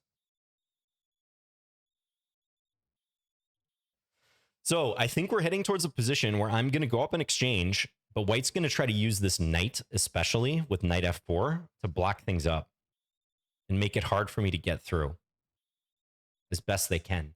It probably shouldn't succeed, this strategy for white, but it's interesting, and I can see why they went for this. Because the alternative was looking pretty bad with f5. So I'm going to guess they're going to take with the bishop here. And then on g takes h4, they're going to play knight f4. Hit my queen. And then I'm going to think,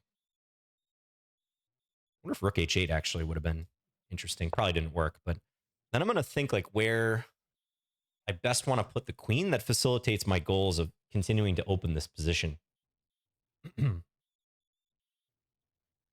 f6 is obvious, but I don't like my queen there. So I think queen d6 or queen e7. Queen d6 or queen e7, but queen d6, queen h1 is a little irritating. Position's just not opening as quickly as I would like there. Queen e7 does defend the pawn, so that feels a little more tenacious. Takes away a square from my knight, though. Keep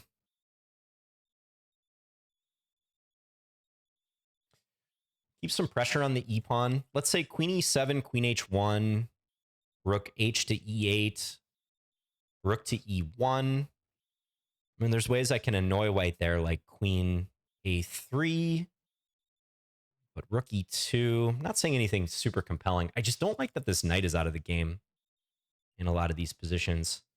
Maybe queen e7, queen h1, rook e8, rook e1, queen g5. But then knight h3, queen f6, knight h4. Okay, I might have to work up to some knight trade. I think getting this knight into the mix is going to be key, but I don't want to part with this h4 pawn so easily. So we got to move the queen. But where is the most testing place to put the queen? Okay, there's a chance if I go queen e7, maybe white goes queen c2 and tries for a quick queen f5. That's another consideration. Maybe I should go to d6 just so I have that e7 square available. I don't know. a3, bishop b4 someday. Maybe that's not so bad.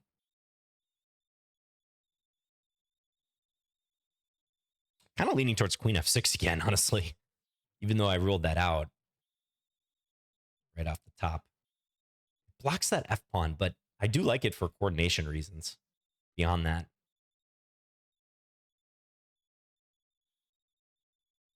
This might take a while, though. Queen f6, rook e8, rook d7, knight d8 to e6. Something along those lines.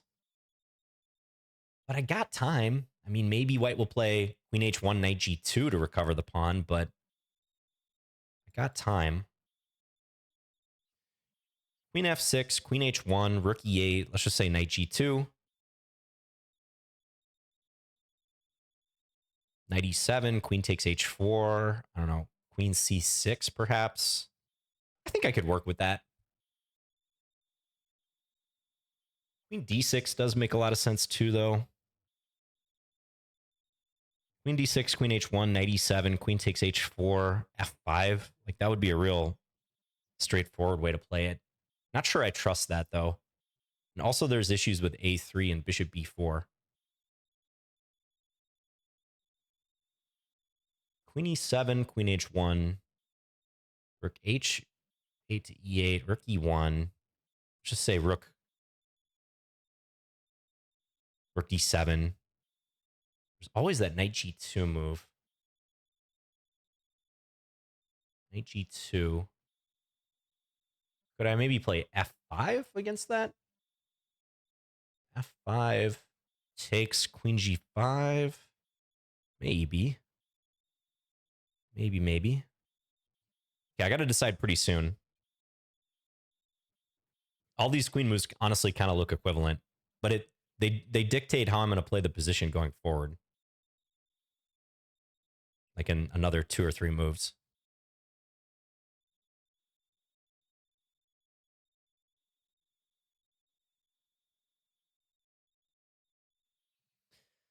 Queen D7, Queen H1, F5. I've always been a little leery of that because of Knight G6, but do I even need to be leery of it because of Knight G6? Maybe not. Queen D7, Queen H1, F5.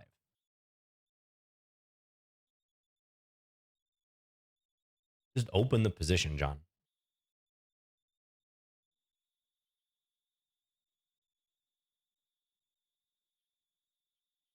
Boy, I mean, like all these queen moves, there's something to be said for each one of them.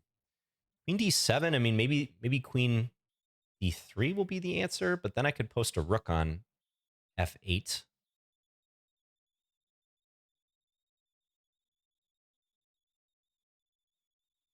I'm torn. Spending too much time.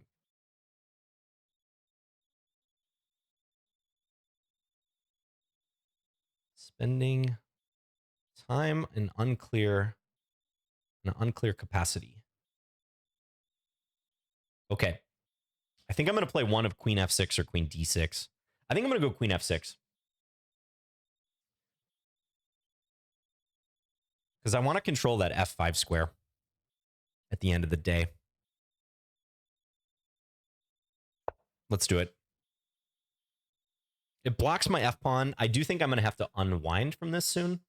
But I can still pursue the Rook E8, Rook D7, Knight D8, Knight E6 plan. And I do think I should make it hard for white to win the H-pawn or play Queen D3, Queen F5 with queens on board.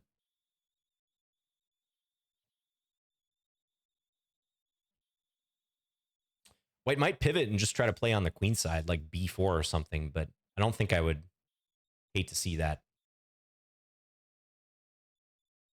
Honestly, I think I'd be okay with that. There we go. All right. So do I start this plan? Rook D8, Rook D7, Knight E8. Maybe Queen A4, though. Maybe Queen A4. I think I should probably play Rook E8 here. Just centralize. And if B5, Knight E7. I could see my knight getting recycled somewhere. Yeah. Let's play Rook E8. I spent a lot of time on that last move, so let's just quickly play this one. Queen A4, I can always tuck the king. Not move a pawn on the queen side if I can avoid it. Okay, Rook takes E3 could actually be a thing now. Rook takes E3, King takes E3, Rook E8, check. That might, in fact, just be a threat. I think it is. I actually wonder if I could do it against B5. Ooh, we're going to get a chance to find out. Rook takes E3. Hello. Rook takes E3. King takes E3. Rook check. King D3, let's say. Queen takes E3. They take on C6. Okay, I have some checks, but I'm not sure after that. Not sure at that point.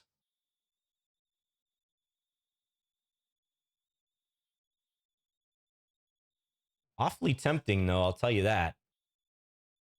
Very, very tempting. Take, check. I don't think King F2 is good, so I think they got to play King D3. Take, check, King D3. Queen takes F4, takes on C6. I mean, I have pretty good compensation there, but whether I have a winning line, I'm not sure. Could play knight b8, but knight e7 was my intention overall here.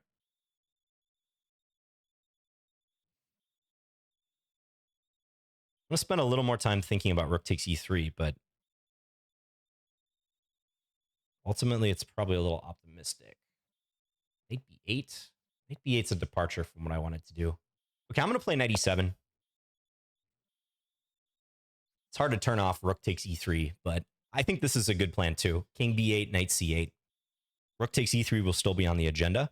White has heavily pivoted away from trying to corral my h-pawn, which is really the direction I thought white would go.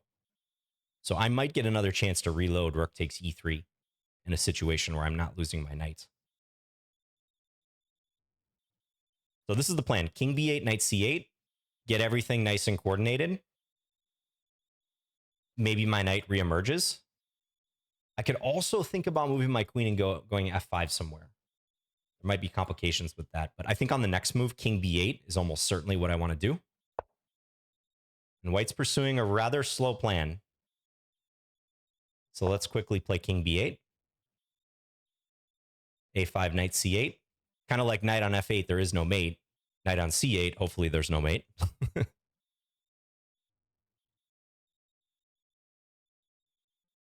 I have a feeling white was sort of not looking at rook takes e3. Maybe they calculated that was okay for them, but I kind of doubt it.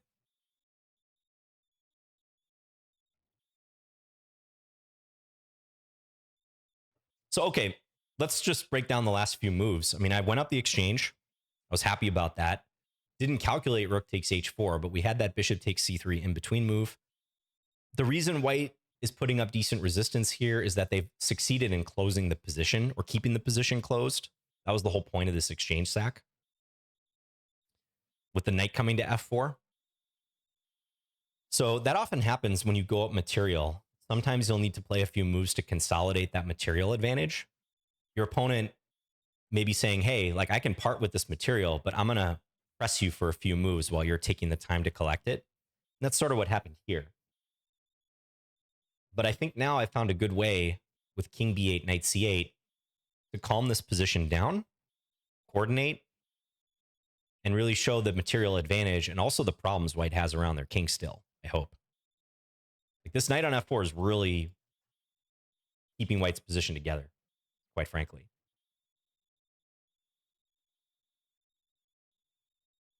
And it's fragile. As soon as my knight moves, rook takes e3 is back on the agenda.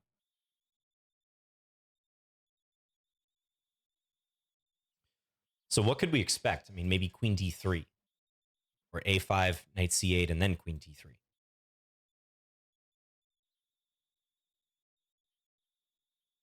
I could still try to arrange f5. This is true. Maybe in some cases h4, queen h4, although that looks a little superficial.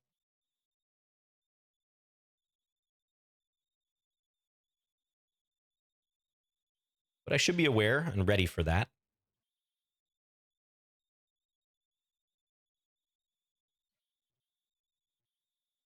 Not crazy about my time management this game, but there's been some unique moments. Some moments that have demanded time usage. Bishop e4.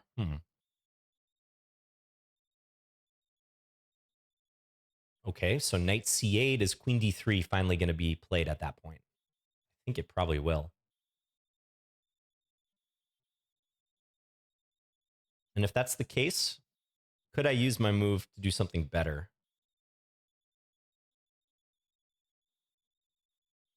Not that I'm really seeing.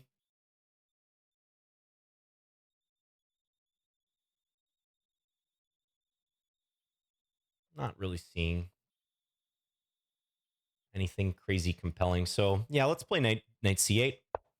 Queen d3, maybe I go knight b6, knight c4.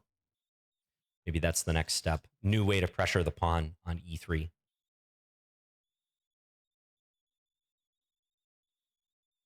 Some potential for knight takes d5, rook takes d5, queen takes c4 on those lines. But I might be willing to do that to get rid of this knight. This knight on a relative basis, is white's best piece. It's hindering a lot of my play. Like blocks the F file, always pressing against D5. I can't attack it with a pawn from the side, so it's annoying. It's the piece I want to get rid of. And I'm +2 here, material. So if I give back 1 point to material, 1 pawn, but I can get rid of that knight, that's looking like a decent bargain to me.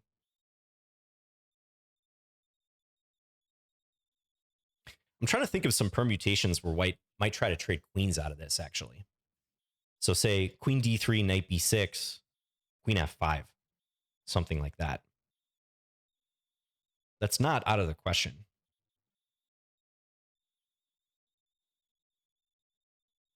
Queen takes, G takes.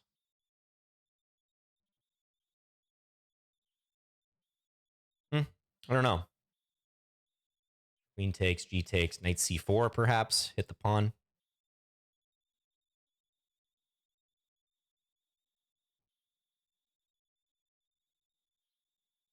But let's let white figure that out. So I think on queen D3, I will play knight B6, most likely. My king position still looks pretty safe. If white goes A5, and there we go, I think rook takes E3 is on, guys. And this was my suspicion. I just don't think white was taking this seriously.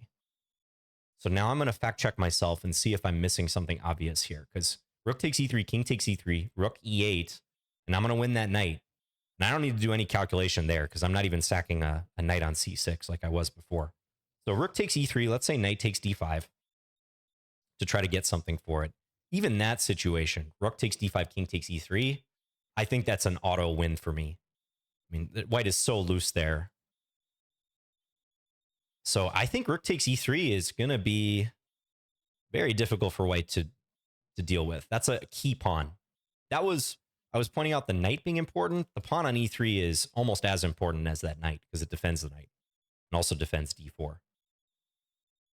So I think white is oblivious to the danger here. G5 never works. All right, time to tee off. Let's do it. Yeah, this should be a backbreaker. It's funny, white played A5 right at the moment I was going to mention that if A5 I can do this. Rook takes E3.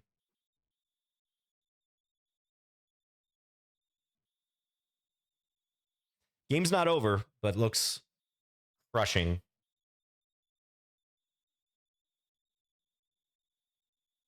Looks very bad for white.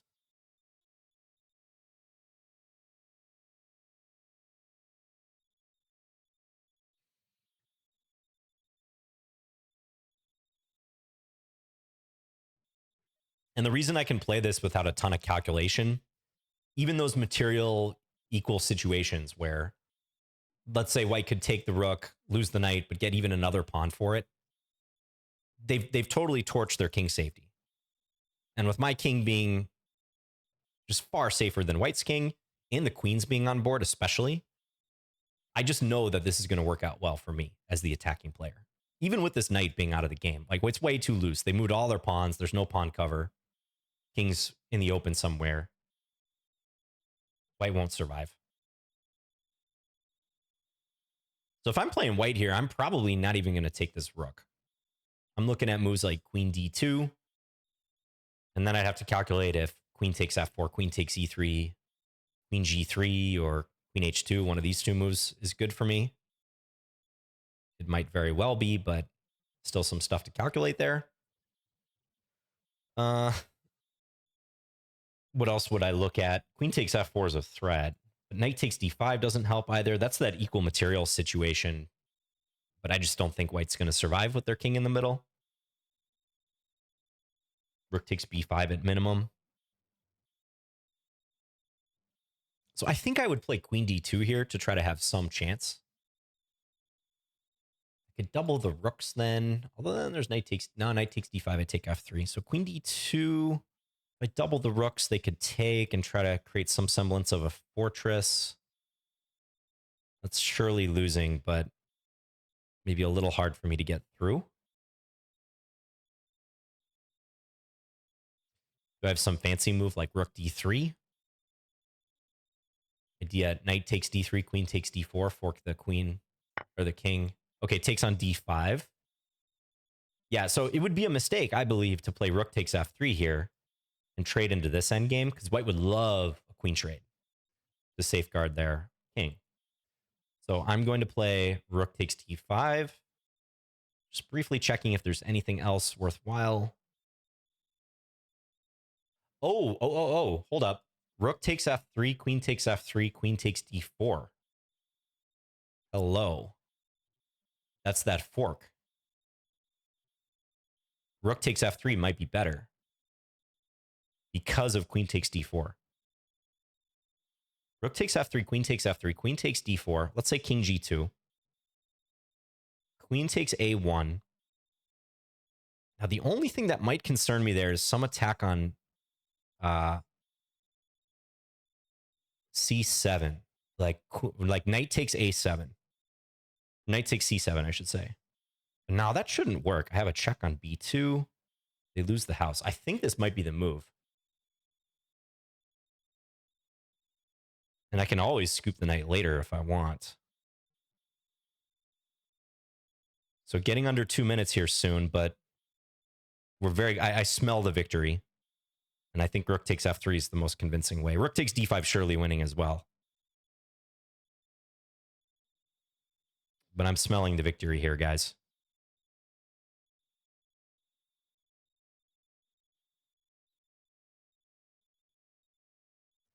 King g2, I can play rook g3, among other moves. King g1, same thing. Let's pull the trigger. I think this is the most clinical way to do it. Queen takes f3, queen takes d4, check. Hits a number of the loose white pieces. Knight, bishop, rook. And like I said, I think the only question mark is if there's some attack on c7 white can launch real quick after queen takes f3, but I'm not seeing it.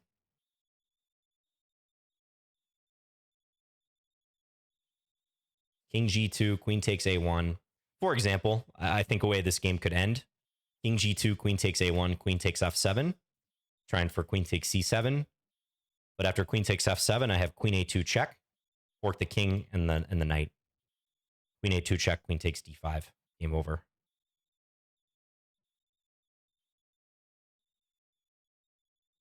Should be game over. Maybe there's some circumstance where I could go win my kingside pawns, but I can even play rook takes d5, keep the queens on board. Knight e3 doesn't help, nor does queen e3. Not really any good angle there. Notice how compact this is, just no weaknesses. White's pawn is not on a6 as well, so White's a little slow to create a mating threat of some sort.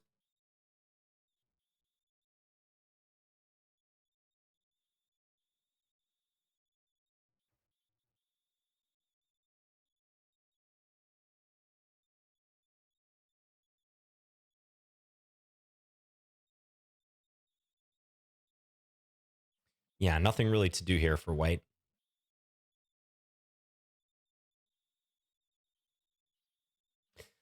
That whole rook takes h4 concept was interesting. You know, I think the computer is going to say that that wasn't good. But that's not surprising. It is an exchange sack. But on a human level, I think it was a good decision by Gone Nowhere. I actually like that because I didn't really see what they were doing against f5. And f5 was such one-way traffic. Problems on the king side. It made sense why they sacked the exchange. And I probably should have looked at it. So I'll be curious what the computer says about that. I'll also be curious if I had some permutation of d takes c4 and knight takes d4 when white played c4. But let's not get too ahead of ourselves. We still got to win this position. Up an exchange and a couple pawns. Just diffuse any last-ditch ideas by white. Queen a2 is a big threat. And if the knight were to move, queen b2 is in play as well. Which I think I mentioned, if knight takes c7, queen b2. let's say king h3, queen takes b4, I think is pretty clean. There's knight a6, but just takes. Sorry. This pawn takes way too much material.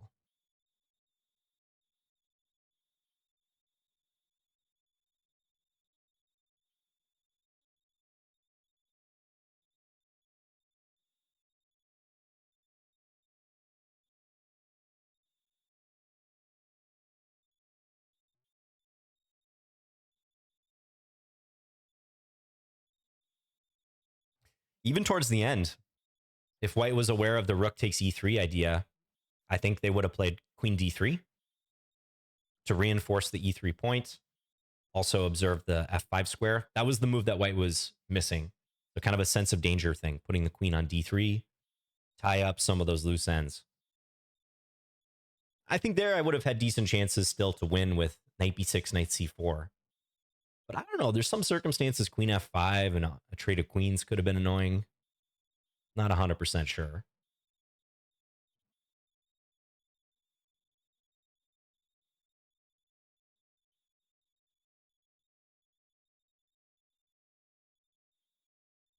Okay, I'm finally up on the clock. We'll take it.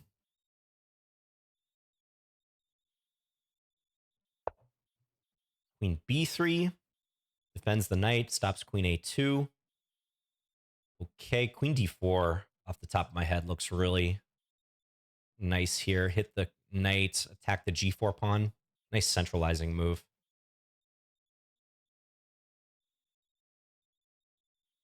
Probably a good one.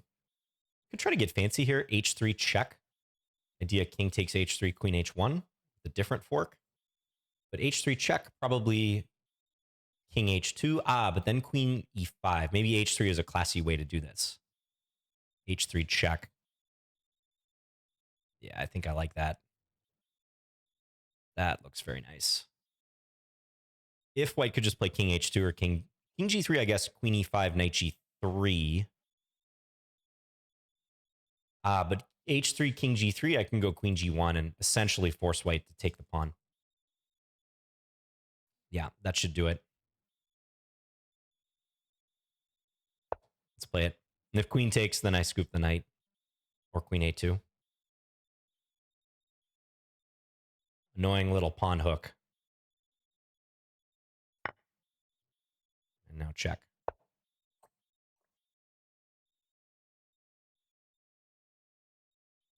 Probably take with the rook, honestly, because if the queens come off the board, it's I'm surely dead, just dead winning there. But I would have to look at, no, I guess bishop d2 is not even possible. Still, though, I think I'm going to take with the rook. Just play for the attack, because why not?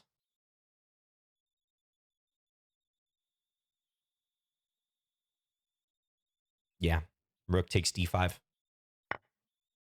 King's completely safe. All right, and my opponent resigns. Thank you for the game. Gone nowhere. Yeah, cheers to all my opponents. Also, good luck to everyone in this season, by the way, I wanted to say. I'm just one participant in this season of Lone Wolf and 45 plus 45. Yeah, so I think the back half of this game revolved around the fact that white probably played on the wrong side of the board, to be honest. I think they needed more consolidation to justify playing b4, a4, a5. And I happen to have this rook takes e3 idea, but it's also not surprising that there's something towards the center or on the king side if I get a chance. Yeah, that was definitely interesting for the audience. Thanks again, Gone Nowhere. My opponent in the last game actually showed up in the YouTube chat or in the YouTube comments afterwards. So Gone Nowhere, if you watch this, please let us know your thoughts on this game. We'd love to hear them. So thanks again for the game. But I do think even at this late juncture, let's say here, queen d3 would have kept white in the game. Take care of the rook takes e3 idea by being able to take with the queen if I ever do that. And control the f5 square. I'm not so convinced that I can win easily if there's a trade of queens on f5. So I was going to play knight b6, knight c4, most likely. But that would have been tougher. There's a lot of chess to be played there still. Overall, though, I think I stuck to my game plan pretty well. Gone Nowhere had a surprise in the opening with h4. I reacted modestly with h6. Like I said, I think we both could be reasonably happy with the opening. I bet in theory, white's a bit better. The engines tend to like this forward pawn type stuff. But it's hard. It can be hard for a human to play this from the white side because, I'll say it again, with great space comes great responsibility in a position. You have to maintain that space, and you especially have to watch out for the weaknesses that you create in the wake of those pawns coming forward. I think I take this position pretty much every time from the black side. White's played a lot of pawn moves around here. A bishop move going backward. Even if they're okay, let's just flip this around. Visually, it looks like something has gone wrong, or at minimum is concerning for white.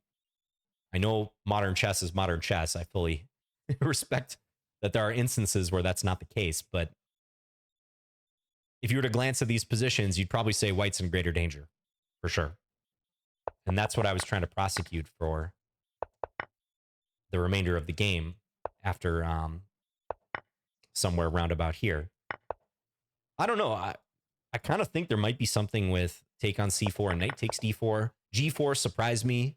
I don't think that's a great decision for white, allowing knight h4. And then I was able to shift gears towards this g5, queen e6, f5 thing. This was a nice practical choice, though, by white. But white needed to take care and keep the position absolutely locked down in the center on the king side before thinking about queen side stuff. Okay, let's click into the analysis board. I'm very curious to see. Let's rewind it back here. Let's first look at... Okay. Kind of like the last game. I thought there were some moments where maybe I was making a mistake, but I actually get a clean report card, a very clean report card. 0 inaccuracy, 0 mistakes, 0 blunders, 9 average semi-pawn loss, and 2 inaccuracies, 1 mistake, 1 blunder for my opponent. Interesting. You know, it's so fascinating in chess how you can play a game and you have a lot of doubts, and it feels great. Like, don't get me wrong, but it illustrates to me how much we're just stumbling around in the wilderness, in the darkness, doing our best. Because I thought for sure there were moments where I could have played better. But pure stats say, John, you played pretty well. Okay, so b3. Yeah, and this bishop g4 thing. I just like discouraging e3 because b3, bishop b2 is heavily connected to e3. So I just like being able to win their queen if they do that. I face knight f3 here a lot online. And what I tend to do, I think the computer doesn't even like this best, but I tend to take. And then whichever the way they take, I go e6, knight f6, g6. I like creating an opponent for this bishop on b2. My queen defends the knight. And then establishing these pawns on light squares, often with c6 as well. And at some point in a lot of these middle games, let's just say the game goes something like this. Something along these lines. I like to play knight e8 and offer a trade of bishops. And then crouch behind this light square-based structure. Black doesn't have the bishop pair, white does, but you can create many obstacles to this bishop on g2. But okay, white played f3. Yeah, this is a topical line. h3 is another thing white can do, by the way. So bishop h4. And how should I respond to this h6 move? Or h4 move, I should say. Okay, h6 is a move, f6 is a move, e6 is a move. Okay, so that actually looks vaguely familiar. Is there some way the bishop doesn't get trapped? Okay, there's this. Yeah, creating a mate threat. I wouldn't have gone for this, though, without knowing what I'm doing here, because it's probably... I don't know what it is. Here, take knight f2, bishop f6. Not bishop g6, because this is still in the air. Bishop f6. Okay, yeah, this is something pretty specific that looks familiar. E6 in reply. Maybe somewhere I read or saw something where you can actually ignore g4, h5 by creating a threat against the h-pawn. But having been surprised by h4, I'm probably not going to go for that. Let me just tell the chat. Thanks, everyone, for watching. I'll also say video for this game probably out on Sunday. Played this game on a Thursday. Probably I'll wait a couple days to release it. Got another release in the pipeline. Okay, so yeah, h4, h6. I think under the circumstances, having been surprised by that move, h4, this makes sense. Yeah, had I known or considered white playing bishop d3, I might have gone bishop g6 immediately. Because bishop d3 is kind of interesting. Let's just pop open the database and see. Yeah, it's been played before. 17 games, not a huge amount of games. None in the Masters database, but that is the top move in a position where white has played a number of different moves. So bishop d3 doesn't like knight e7 that much. Doesn't tag it as a mistake or an inaccuracy even, but it actually says developing and ignoring the whole g4 thing is better. Okay, I was sort of allergic to this pawn structure based on experience. I've just found a lot of times when black has to take on this structure, something has gone wrong. Splitting the G and the E pawns. But I guess the computer is not too impressed. It's hard to attack this pawn in the short term. Like knight h3 can be met by queen takes h4. And if something like this, we can always play knight e7, I guess. Okay, so maybe I should have considered that more closely. Knight c6, just developing. Yeah, well, I don't hate this. I do think g4 would have been better here for white. I was mentioning this line and working up the courage to play knight h4. Computer says that that's good for white, though. It says knight e7 might be better. Gives a half pawn edge to white. I could see that because now I'm looking a little cramped. Okay, I think I mentioned this, like f4 plays c5 or something along these lines. Plays c5. I was thinking maybe this knight coming to c6, knight e to c6, and then play the other knight to d7. I mean, this is a game, but compared to the actual game, I think this is much more appealing for white. Their whole kingside expansion is more coherent, and they haven't had to commit their king to f2 in this line. So they can still hold out hope of maybe castling queenside. So yeah, I think the half pawn advantage is deserved for white there. So I think I mentioned this in game. I was happy to see knight e2 because felt like I had fewer problems here. Take. Maybe knight f4 is worth consideration. We could have a trade like this, but I wouldn't have minded playing this position either. Knight f5 still, or knight d7. So okay, we get the swap. I'm hitting the pawn. h5 played. Yeah, g3 is another way to play it, but h5 makes sense. King f2, okay. So the computer final verdict seems to think this is balanced, maybe slightly better for black.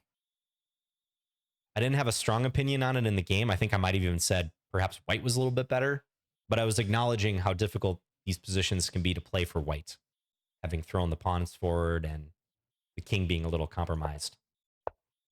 I think I stand by that. Yeah, d4 gets the dubious mark from the engine. It's hard, though. I understand why white had difficulties handling this position. Again, we can just flip it. Aside from my knight on being on h4, black's position looks utterly normal. White's position does not. White's position looks a bit scattershot. So c4, g3, knight b c3. None of these moves are simple decisions, I would say, because there's not a whole lot to connect white's strategy together here. They're just broadly playing on multiple areas of the board and not occupying the center with their pawns until now at d4. But that blocks the dark square bishop, and it does present this fresh target on e3. So it took me a moment. I think I spent some time on this move, but I did eventually figure out that it was good to do this and then target the newly weak pawn. Yeah, and white played bishop c1. This is probably the first moment. Yeah, this queen d3 move. I think that's going to be a theme going forward when we're quickly clicking through with the engine. I think that move would have saved white a lot of trouble. Like, okay, there's moves like knight b4 to examine, but I think white almost needed queen d3 somewhere. And then bishop c1. Now e4 being a thing, I thought just drop back. c4, yeah, castles. So it says I'm playing this well. Bishop b4 it likes. Also likes g5 here. Okay. Wasn't thinking about g5 so much yet. I was thinking about g6 in some circumstances. So does this not work? Take. Okay, there's knight e4 right away, but what about this? Or this? There is a difference. There is a difference. What if rook takes d4? Just queen e2? Yeah, this is what I couldn't solve. Queen e2, bishop c5, there's bishop e3, it felt to me. Or king g2, I guess. Okay, that's good to know that that didn't pan out, because I was looking at various lines. However, there is this permutation. So it does say, knight e5 is interesting too, by the way. It does say this and then bishop c5. So leaving the knight on f5, presumably to take the bishop if white lands on e3. Ooh, wow, this is wild though. Knight e4, hit the queen and the bishop, and then you don't move the queen, you play rook takes d4. Wow. Queen takes, fork, this and this. Okay, so some wild sequence there. It actually was possible to play d takes c4 followed by knight c takes d4 specifically. We can analyze that further. Feel free to do so, but especially seeing the eval now, I'm pretty happy with what I did. I don't think I need to force anything here. So I'm glad that, you know, my instincts, if you will, were somewhat validated, that this wasn't a knockout at least. Some complications, but equal. So bishop b4, just developing, trying to soften things up. White took on d5. Tough call here for white. I understand why they took on d5, because they probably don't want to look at all these possible combinations. So take, take. And now we're in +1 or -1 territory. A 1-point advantage in black's favor. Yeah, g4 really surprised me. It is up there in the top few moves, but I thought again this queen d3 move. Just check the right boxes. Really likes this g5 move even here. It's interesting. Trying to go g4 maybe? What happens if just bishop d2? Yeah, g4 or bishop takes first. Let's just say knight c3. g4 or knight b4 and then g4. Trying to change the landscape of the pawns. Because white doesn't want to take when there's discovered attack potential, right? Like this. Queen can come into f3. And if this occurs, f4, this is a fantastic structure, because if ever I can stick a knight on e4, that's bad news for white. And we can probably slow play this, like queen e6, knight d6, maybe maneuver both knights, get in range somehow. White doesn't have much to work off of here. No good pawn breaks. Yeah. So g4, and now I started to feel in the game like my position was becoming pretty good. Yeah, g5, good, good. Here, queen e6. Okay, interesting in this position. So I was fixated on moving the queen and preparing f5, and I think I did it in a natural way. But the engine says queen e6 is not even in the top 5 ways to do this. Queen g7, queen d6, queen e7. Probably because rook takes h4 is a good try. Yeah. Best try for white after queen e6. Very interesting. Queen g7 I didn't consider whatsoever, like fianchettoing the queen, because it just seems so natural to want to have the queen support f5. But from a move consideration standpoint, I think that was a mistake by me in this game, as I didn't properly look at rook takes h4. So good call there by Gone Nowhere, giving them some chances. If I do it from other squares, what if white does something analogous here? Takes knight f4. I guess I can get f5 in more aggressively. I don't have to move my queen when knight f4 comes. So it's finding ways I can create some problems, I guess. If here, that allows my queen in. at minimum. Yeah, that's a nice little nuance.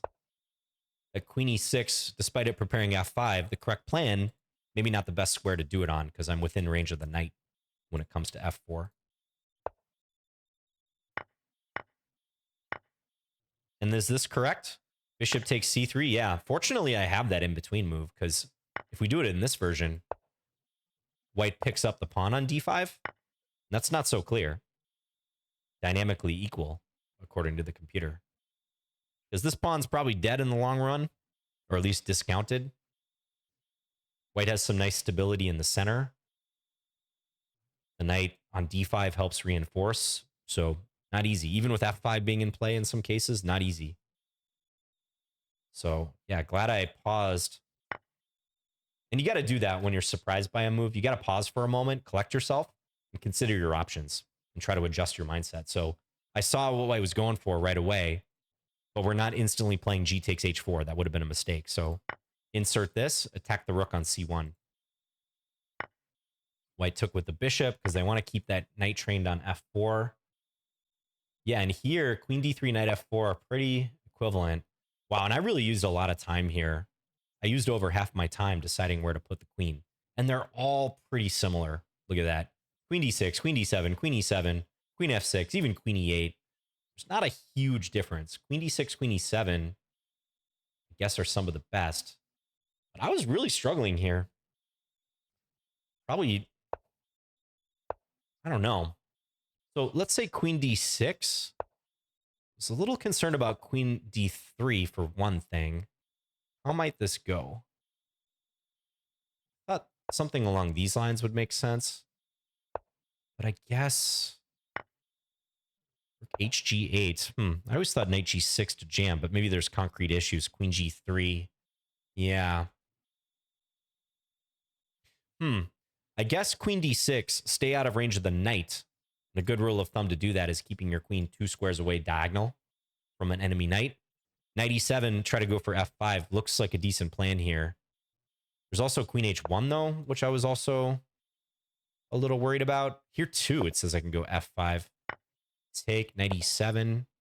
Yeah, probably this whole knight g3 thing is always met by queen check. And that's good. Queen check, and then knight takes f5. And rook g1 is not a problem. I guess white's not even threatening to take because I forked their king and their queen. Wow.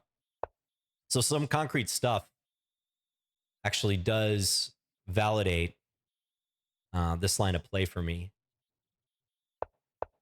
Yeah, so queen f6, not so happy with that decision, especially not happy about the time that I used on it. So it does appear I could have gone for some f5 stuff. Queen d3, queen h1 weren't as big of deals as I thought. Now b4 it likes for white. b4. Okay, rook he8, b5. And am I correct here that this isn't quite working out?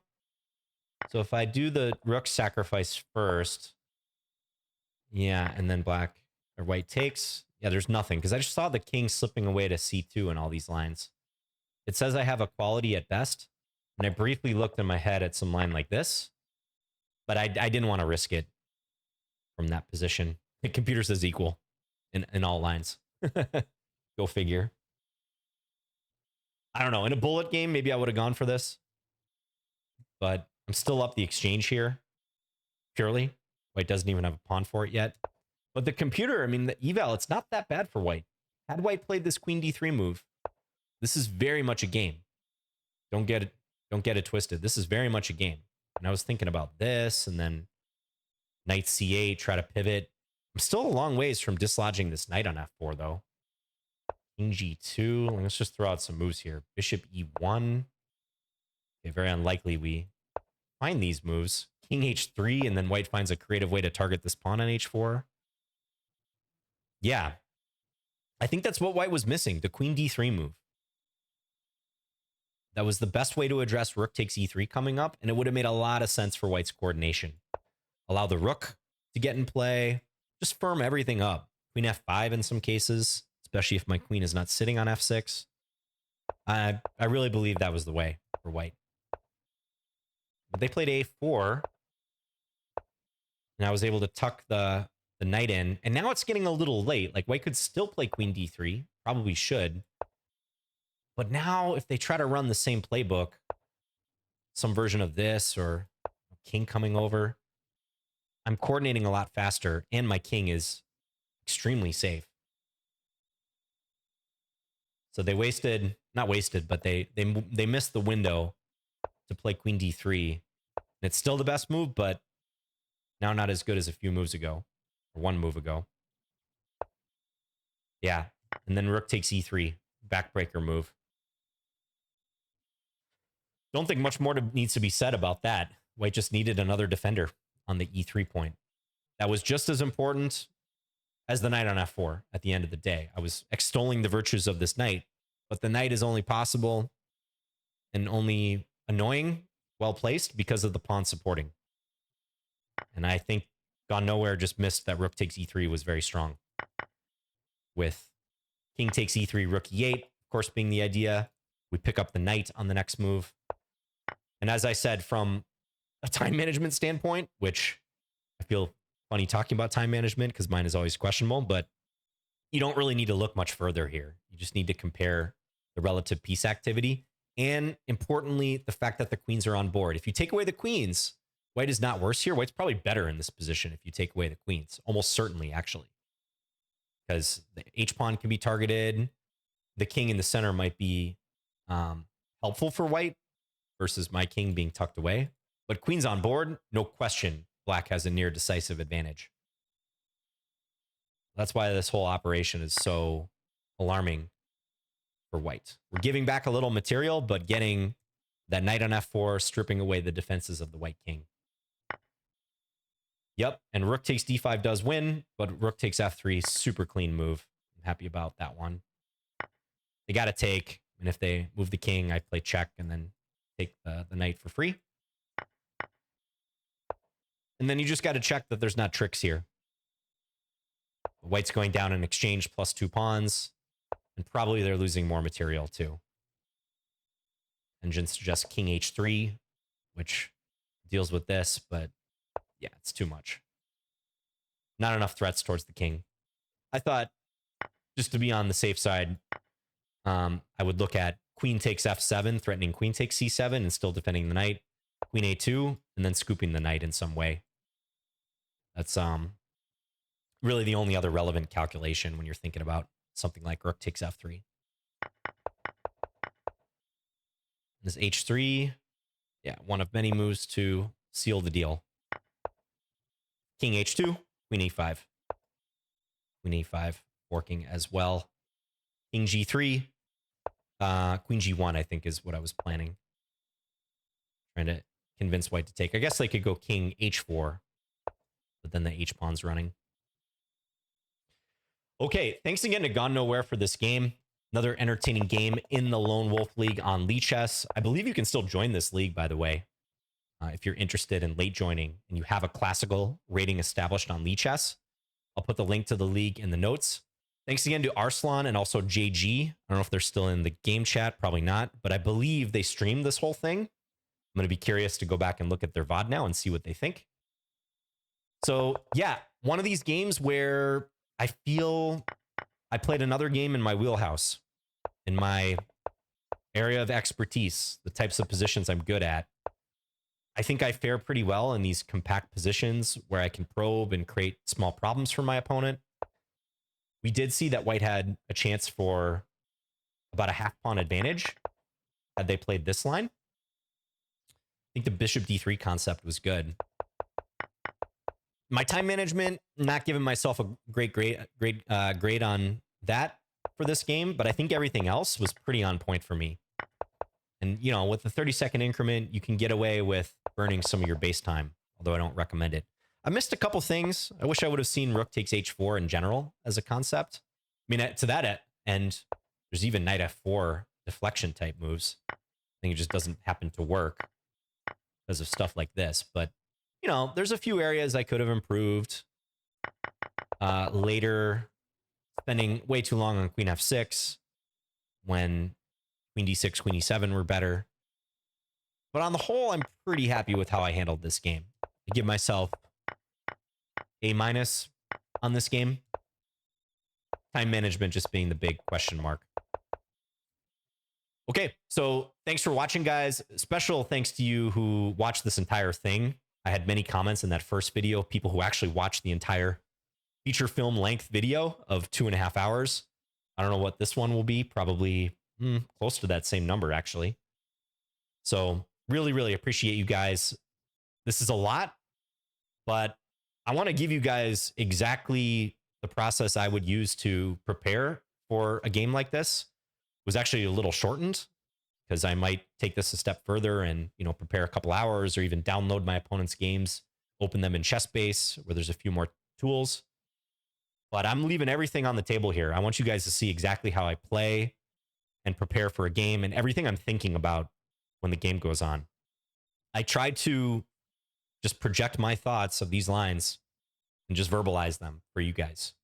I'm really leaving nothing out. So when I say I missed something, that's the honest truth. Not that I have an incentive to lie, but people ask about that sometimes. Like, do you play things up for effect? Also, people ask, like, do you think you play worse when you record your games? And absolutely, I think I do. Some days it may only be like 50 points worse.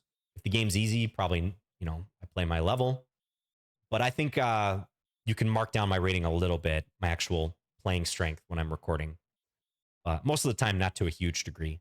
50 to 200 points, maybe sometimes if I'm playing someone really good. So just to answer some questions there. Okay, I'm 2 out of 2 in the league. I'm curious who I'm going to play next week. Thanks again for watching, guys. Let me know if you have any questions. Thanks again, Gone Nowhere. And best wishes to everyone in the league. Feel free to join if you still want to. Bye, guys.